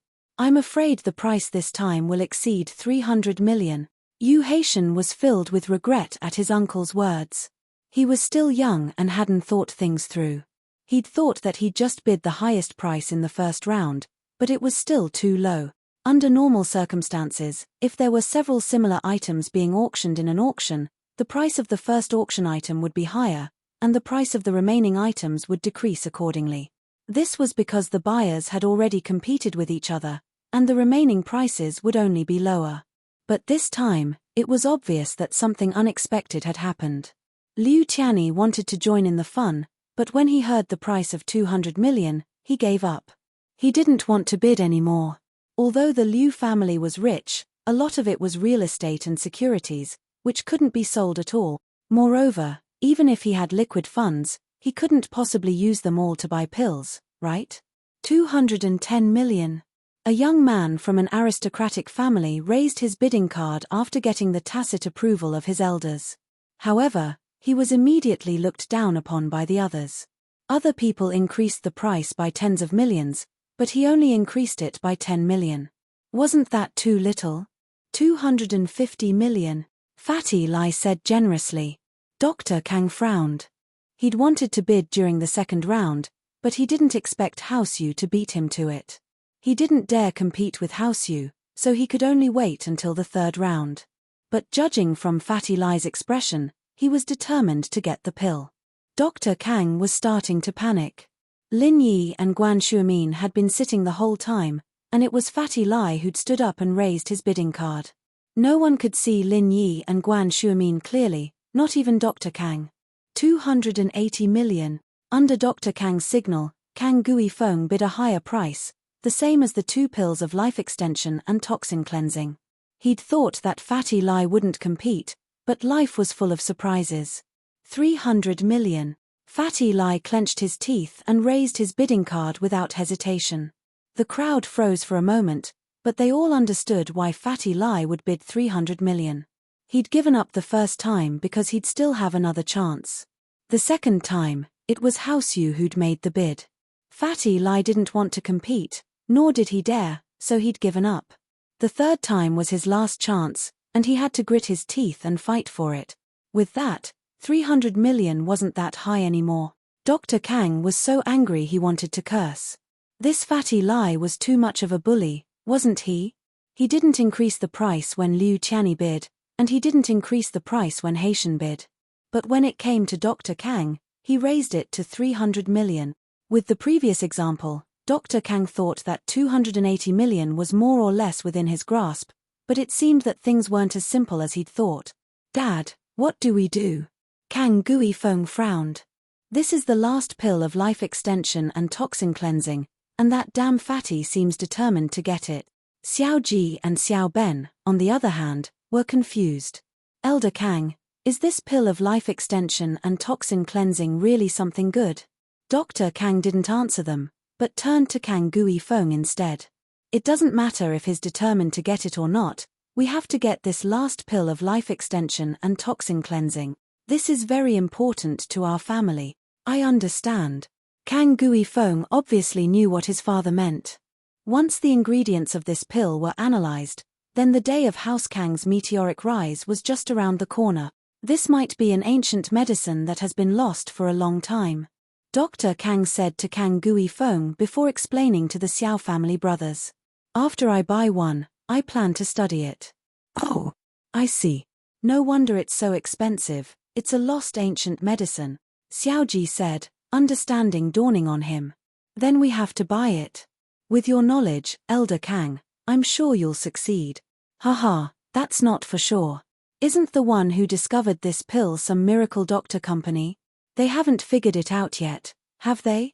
I can only give it a try. Xiaoji's words were very pleasing to the ears, and it made Dr. Kang very happy. On the other side, Kang Gui Feng had already started bidding. 320 million, 350 million. Fatty Lai didn't wait for the auctioneer to speak, calling out an even higher price. Kang Gui Feng froze, a layer of cold sweat forming on his forehead. This Fatty Lai sure was rich, daring enough to raise the price. Continue. Dr. Kang didn't want to spend so much money, but he was rich, after all.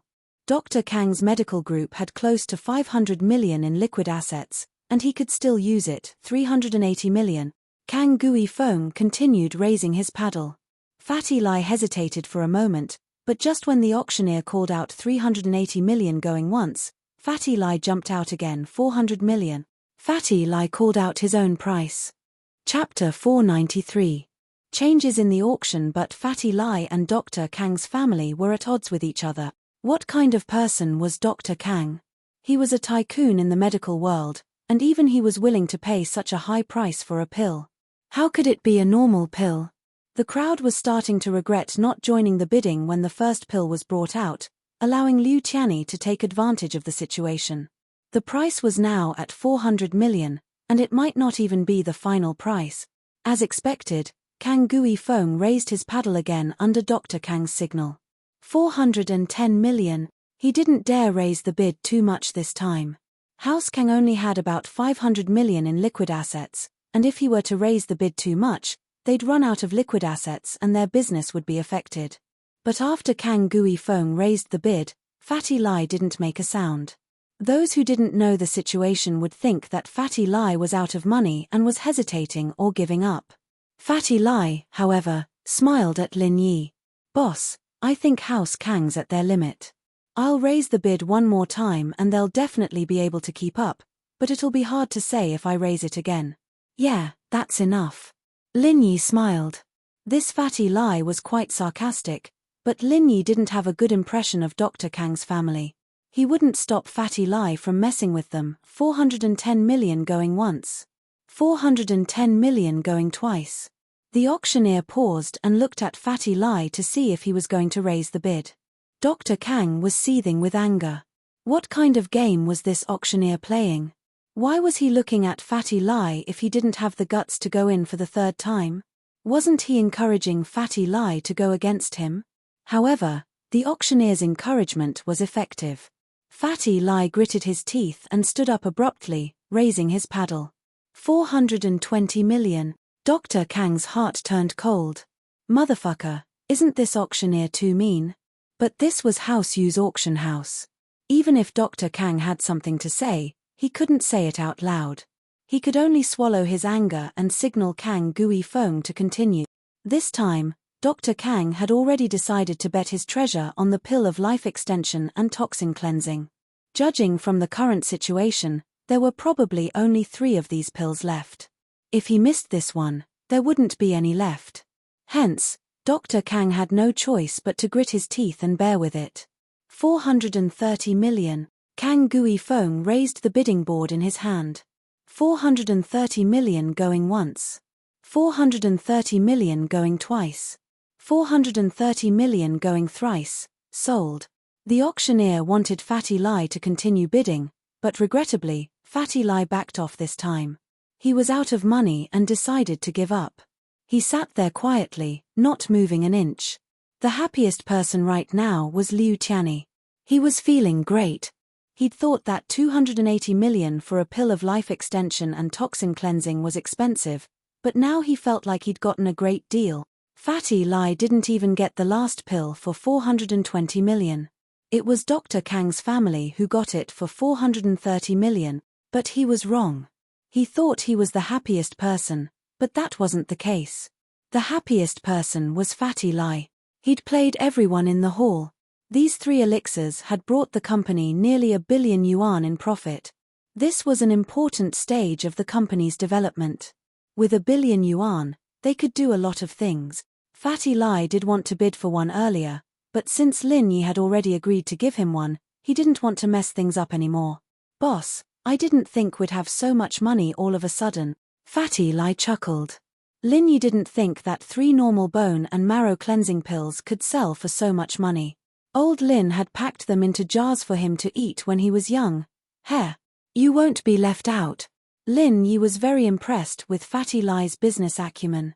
If Fatty Lai hadn't messed things up today, the 3 pills of life extension and toxin cleansing wouldn't have sold for such a high price. "Thank you, boss." Fatty Lai nodded excitedly. However, just as the auctioneer was about to introduce the next item, someone from the guest seats spoke up. "Good things should be shared with everyone. Little Yu Haitian, ask the seller if they still have the pill of life extension and toxin cleansing. We haven't even started bidding and the item is already gone. This isn't fair." The person who spoke was the head of the Iron Fist Wu family, Wu Gongao. His name was very well chosen.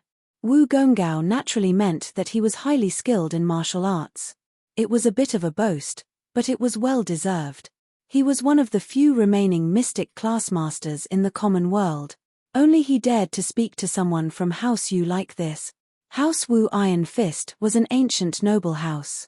Although they looked to be about the same age as Liu Tianyi's House Liu, for a century-old noble house like this, which one of them didn't have a trump card? Even the head of House Wu, Wu Gonggao's martial arts were enough to shock the audience. Even House Yu was wary of him. It could be said that as long as Wu Gonggao was in charge of House Wu Iron Fist, No one dared to underestimate them. Wu Gongao rushed over after receiving a call from his grandson, Wu Chentian. He was in Yangjing as well, and had come to Hao Yu's auction, but a head of a house like him would rarely attend the first and second day of the auction. The first two auctions were usually attended by the descendants of the house, and he would only attend the last one himself. But when he heard that there was a pill of life extension and toxin cleansing that had a price of 280 million, and that Hao Yu was making a move, he couldn't sit still anymore.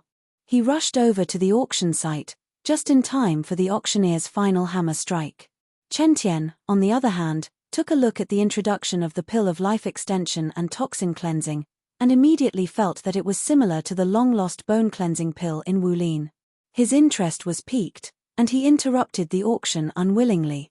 If it were just a normal noble house's disciple or a rich merchant asking, Haitian would naturally have an excuse to reject him, but the person asking was the head of House Wu Iron Fist, Wu Gongao, a mystic class master. He naturally didn't dare ignore him, and looked at his second uncle. Ask Mr. Lai Chang'e for his opinion. The middle-aged man hesitated before speaking faintly. If there's more, it's fine to take out a few more. We won't take a cut. Chapter 494. Miracle Doctor Guan Medical Company, Limited. In an auction, if an item was sold very well and wasn't unique, then the auction house would contact the seller at the last minute and ask if there were any other similar items to be auctioned. So it wasn't strange for Haitian to call Lai Chang'e right now. Mr. Lai, the response to the pill of life extension and toxin cleansing is quite good. Do you have another treasure like that in your hands? You heard it yourself, there are some guests who haven't had the chance to buy it yet, Haitian asked casually. He didn't think much of Fatty Lai before, but his attitude was much better now. I'm sorry, Mr. Yu, but I only have 3 now. I won't be able to bring out a 4th in this auction, no matter what. Fatty Lai said apologetically. Is that so? That's a shame. Haitian sighed. Looks like I'll have to go on stage and explain. Why don't I go and explain? I can also explain why this pill of life extension and toxin cleansing is so rare, Fatty Lai said. Sure, I'll have to trouble you then, Mr. Lai. If Lai Chang'e were to personally explain the situation, it would save Haitian a lot of trouble. Otherwise, if someone came looking for him for the pill of life extension and toxin cleansing, even though he was the person in charge of the auction, he wouldn't be able to produce the extra pill of life extension and toxin cleansing. Now that Fatty Lai was shouldering all the responsibility, it couldn't be any better. After hanging up, Fatty Lai twisted his fat body and walked up to the auction stage under everyone's surprised gazes. Greetings, guests. I represent Miracle Dr. Guan's medical company to express our sincerest apologies. Fatty Lai held the microphone in his hand and spoke to the people below the stage. All the guests were dumbfounded. Fatty Lai was from Miracle Dr. Guan's medical company? Then why did he participate in the auction? Could it be that he was selling and buying, driving up the price? Instantly, many of the guests frowned at Fatty Lai's actions. Fatty Lai's actions were very inappropriate. Although there was nothing wrong with it, everyone knew the rules of the auction, and Hao Yu would take a cut of the profit. But Fatty Lai's actions would damage his reputation. Miracle Dr. Kang was the angriest of them all. Tianyi wasn't that far off, but the price he'd bid was already very cheap, so he wasn't too conflicted. Dr. Kang, on the other hand, was different. That was 430 million. Most of the family's cash flow had been used up, but Fatty Lai had tricked him. The ingredients for this pill of life extension and toxin cleansing are very rare, and the refining process is very complicated. Professor Guan used almost a year to refine 5 pills, and 3 of them were auctioned off. Fatty Lai shook his head as he continued. Fatty Lai's words calmed the crowd down a little. 5 pills in a year, and the ingredients were rare. This pill was a priceless treasure. If it was said that Dr. Kang had refined it, the people present might have doubted it. But if it was said that Guan Xueming had refined it, everyone believed it. In the eyes of these aristocratic families, Guan Xueming was already a divine doctor. But weren't there still 2 left? Where did they go? As for the remaining 2, one of them was given to Miracle Dr. Kang by another partner of Miracle Dr. Guan's medical company during his birthday banquet. The other one was taken by my father. Fatty Lie blurted out the whereabouts of the other 2 pills of life extension and toxin cleansing. Naturally, he wouldn't tell anyone that the pill his father took was actually Dr. Kang's. The people who knew Fatty Lie finally understood why his father had recovered so quickly. He was in a coma from uremia, on the verge of death. But now, his body was as good as new. These people beat their chests and stomped their feet, regretting that they didn't act earlier. Now, there were only 5 left, and now they were all gone. Of course, the most embarrassed person was Dr. Kang. His face was burning.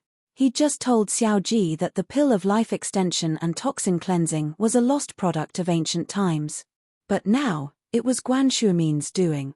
Not only that, but he'd even given you a pill of life extension and toxin cleansing at your birthday banquet. How could you say that it was a unique item? However, Xiao Ji didn't voice his disdain because he was on the same side as House Kang. If Dr. Kang was embarrassed, they wouldn't have it easy either. But Fatty Lie's next words made Dr. Kang feel a little better. So, these 3 are the only 3 left. I may be the CEO of Miracle Dr. Guan's medical company, but I don't have the right to own a pill of life extension and toxin cleansing. So when I found out about the effects of this pill, I couldn't help but participate in the bidding. But I didn't get it in the end. It's a pity. I see. The guests heard Fatty Lie's words and understood his actions. Fatty Lie really wanted to buy it, and he wasn't trying to mess things up. If they didn't want it, then he would. As for why Fatty Lie raised the price from the start, it was simple. He knew the true value of the pill, and so people dared to bid. But I'll discuss with Professor Guan when I get back. We'll see if we can bring out some other good items to auction in the 3rd auction. Fatty Lie finished speaking and bowed to everyone. Thank you all for your love for our Miracle Dr. Guan's medical company. Our products will be sold after the auction. After that, Fatty Lie walked down the stage. The audience was very interested in the items that Fatty Lie mentioned in the 3rd auction. They were all discussing whether this Miracle Dr. Guan's medical company would bring them any surprises. Guan Shuimin's name had always been resounding among these aristocratic families and wealthy merchants. His acupuncture skills were even more superb. But Miracle Dr. Guan didn't care about fame and fortune. Even if there were people who wanted to get close to him, they didn't have much of a relationship with him. But who would have thought that Guan Shuiming would set up a company with someone else and set up the Miracle Dr. Guan's medical company? Was he going against Dr. Kang's medical company? Or did Guan Shuiming suddenly want to earn money? Chapter 495. Chapter 495. Meeting an old friend. Fatty Lie's words were smooth, but he didn't say a single thing about the actual problem. Whether or not the pill of life extension and toxin cleansing would be available in the future, and when, he didn't say. He also didn't say what items would be added for the 3rd auction, and whether or not they would be added was still unknown. But even with this kind of slick and ambiguous attitude, the people present were still very excited and expectant. Vague things always let people's imagination run wild. You sure know how to talk. That's as good as not saying anything. Lin Yi smiled faintly as he watched Fatty Lie come down. Heh, that's true. How can we just say things like that? It's a trade secret. Fatty Lie smiled shyly. But boss, do you think we'll be auctioning anything else for the 3rd auction? What else? Lin Yi didn't have anything prepared, but it wasn't too late to prepare now. I heard that Dr. Kang's auctioning some special edition golden creation medicine tomorrow. I heard that it heals wounds faster than normal medicine, Fatty Lie said. Why don't we auction some special edition golden creation medicine as well? I've already offended him to death, and once our medicine hits the market, we'll be competitors. We don't have to worry about making enemies with them. Chem. Lin Yi's interest was piqued when he heard that Dr. Kang had special edition golden creation medicine in the auction as well. Let me think, let's see what I can come up with. Let's see if it can surpass his. That's great. As expected of the boss. Fatty Lie nodded repeatedly. That's true. It'd be meaningless if it were the same as them. It'd look like we're trying to copy him. The following auction items were all ordinary items. Of course, this was only relative. Because even if these items were to be brought to an ordinary auction, they would be considered top-notch items. It was just that everyone here had seen the world, so they weren't too surprised by these things. None of the bids were higher than the pill of life extension and toxin cleansing. In fact, they weren't even a tenth of the price. Lin Yi wasn't interested anymore, so Fatty Lai left his seat and went to the backstage of the auction to handle the handover procedures. The profits from the 3 pills, minus the money spent on the sheepskin map, were all deposited into Fatty Lai's account. After the paperwork was done, Fatty Lai returned with the map and handed it to Lin Yi. Lin Yi opened it and glanced at it, then put it away. This was not the place to study these things, and Lin Yi did not intend to study them, at least not now. Including the piece at home, Lin Yi only had 2 pieces of the map. He didn't know how big the map was and how many pieces it was divided into, so the 2 pieces he had were practically useless. Lin Yi had asked Fatty Lai to bid for it out of curiosity. He didn't expect the map to bring him any benefits, it was just a spur-of-the-moment decision. The auction ended quickly. Other than the pill of life extension and toxin cleansing, none of the other items had this kind of effect. After a few bids, the auction ended abruptly. There was nothing special about the first day's auction, and it was the same every year. It was just that the pill of life extension and toxin cleansing was a special case. Lin Yi, Fatty Lai, and Guan Shuamin stood up and prepared to leave, but they saw Dr. Kang looking in their direction. His face froze when he saw Lin Yi and Guan Shuamin. Lin Yi nodded at him and smiled. Dr. Kang had long suspected that Lin Yi was a second-generation heir, so he only frowned when he saw him with Fatty Lai and Guan Shuamin.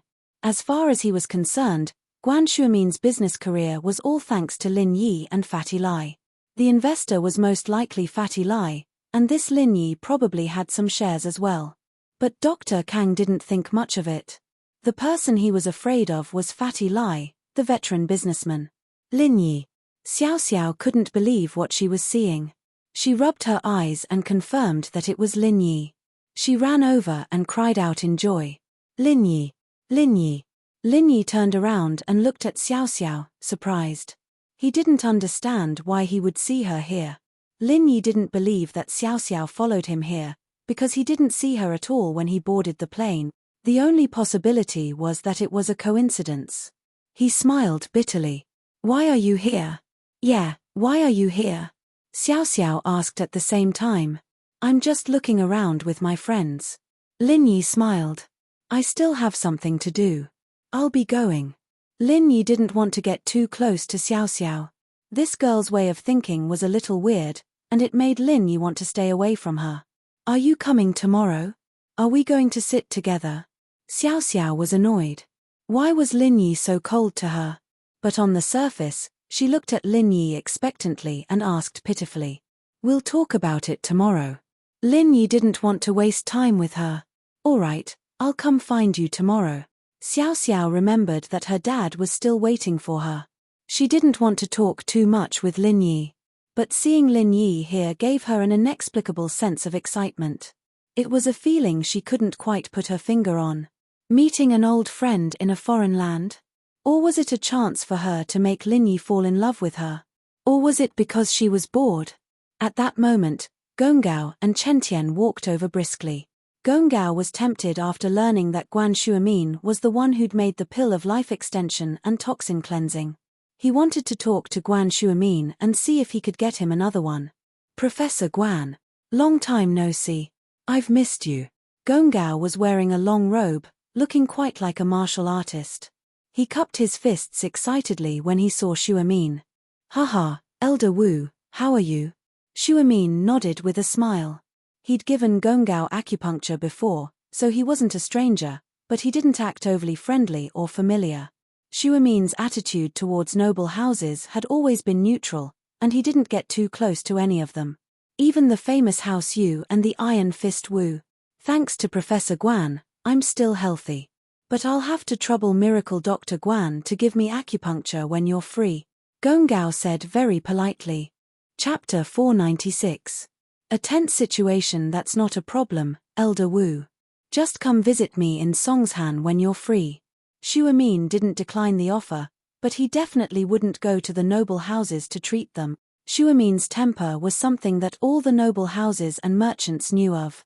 He was willing to see patients, and he didn't care about the fees, but he never went out to see patients. If he was sick, he'd come to Song's Han. This was also because Shuamin was also teaching at the University of Medicine and Medicine. In his eyes, he was a professor, and teaching was his duty. So no matter what happened, he couldn't let his students get in the way of teaching. All right, I'll be sure to visit soon. Gongao nodded with a smile. Grandpa, this is the guy I told you about. Not only did he seduce Sun Jingyi, but he even pretended to be some bullshit miracle doctor. He's obviously a liar. I even got slapped by my aunt because of him. Chen Tian abruptly realized that Lin Yi, who was standing beside Shuamin, felt an uncontrollable sense of humiliation.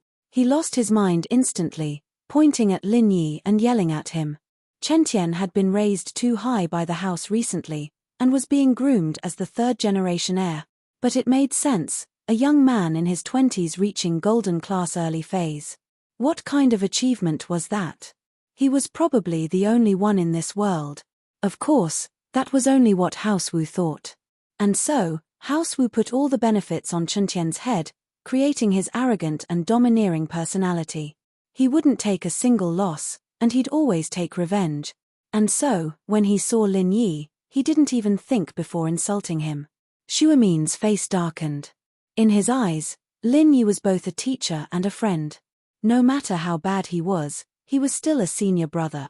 And so, naturally, he wasn't happy that someone was insulting Lin Yi like that. He looked at Gongao and said faintly, Elder Wu, we'll be leaving if there's nothing else. Wu Gonggao's expression froze. He did not expect that Guan Shuamin would stand up for Lin Yi. He was in a difficult position. Wu Gonggao was famous for being protective of his own people. Furthermore, this grandson of his was extremely talented. Naturally, he treasured him a lot. Whatever he wanted, he would give it to him. No one could say or touch him. Since his grandson was in trouble, he would naturally stand up for him. Who cared whose fault it was and who the other party was? But now, Guan Shuamin was one of the few people he didn't dare to offend. With Guan Shuamin here, he naturally couldn't cause trouble for Lin Yi. He glanced at Lin Yi indifferently and remembered his face, preparing to find a chance to teach him a lesson. However, Wu Gonggao did not say anything, but some people were unwilling and directly blew up the temple. Who are you calling a liar? Look at you, you're the liar. You're worse than a fart. Xiao Xiao didn't like it when this person insulted Lin Yi for no reason at all. Who was she? She was playing the role of Lin Yi's pursuer, and this person insulted Lin Yi. Wasn't that the same as insulting her for her lack of taste, for falling for a liar? And so, naturally, Xiao Xiao was unwilling. She glared at Chen Tian, and if there weren't so many people around, she would have kicked him. Who was Xiao Xiao? Beating people up was nothing out of the ordinary. Chen Tian was furious to hear that someone was insulting him for Lin Yi. He was about to say something, but when he saw that it was a pretty girl, he couldn't say anything. Don't get involved, this has nothing to do with you. The young has no manners, and the old has no manners. Xiao Xiao curled her lips. Hey, old man, your grandson has no manners at all. Aren't you going to teach him a lesson? What did you say, you little girl? Gonggao's face flashed with anger as he looked at Xiao Xiao coldly, his fist turning into a palm. As the head of the Iron Fist Wu house, he had to teach a junior a lesson for talking to him like that. Where would his face go? Where would House Wu's face go? You old man, what are you doing? Xiao Xiao was startled. She didn't know martial arts, but she could feel the killing intent coming from Gonggao. Mystic early phase. Lin Yi's heart skipped a beat. Wu Gonggao and Chen Tian were both physical practitioners, so he couldn't feel the energy in their bodies. He could only sense their strength level when they used their physical practitioner's arts. He didn't expect this old man to be this strong. Lin Yi moved his body subconsciously, smiling bitterly. No matter what, Xiao Xiao was standing up for him just now. No matter what her intentions were, Lin Yi couldn't just leave her be. Otherwise, it'd be too much. So as soon as Gonggao made his move, Lin Yi planned to block it for Xiao Xiao. Although the opponent was a mystic early phase, Lin Yi was a golden class late phase peak, and he practiced the art of dragon slayer. Naturally, he had the confidence to take a hit from a mystic early phase. He couldn't guarantee victory, but he could protect himself. But Lin Yi's move was unnecessary. The moment he moved, a middle-aged man appeared in front of Xiao Xiao, looking at Gongao calmly. "Elder Wu, are you going to attack my daughter?" Gongao paused, his face changing. How could he not know Feng Tianlong? Gongao took a deep breath, knowing that he couldn't do anything today. It was impossible to teach Xiao Xiao a lesson. What Gongao was afraid of wasn't Tianlong's golden class mid-phase strength. In the eyes of a mystic early phase, a golden class was nothing. Of course, what he was afraid of wasn't Tianlong's background. The Supernatural Investigation Department was a mysterious organization, and their power was shocking. But that was for normal people. For a noble house like Gongao, although he wouldn't make them his enemy, he wasn't afraid of them either. What Gongao was afraid of was the person who had retired for more than 10 years, Tianlong's former captain. That person used to be a member of the Supernatural Investigation Department's Special Task Force, and had brought Tianlong on missions before. He had a close relationship with Tianlong. If it wasn't Tianlong, Gongao might not give face to someone else, but he had to give face to Tianlong. In that person's eyes, even an Earth class would be nothing to him, let alone a mystic early phase. Although he didn't know how strong that person was, Gongao knew that if he pissed him off, House Wu would be finished. It would only take a day. Phew.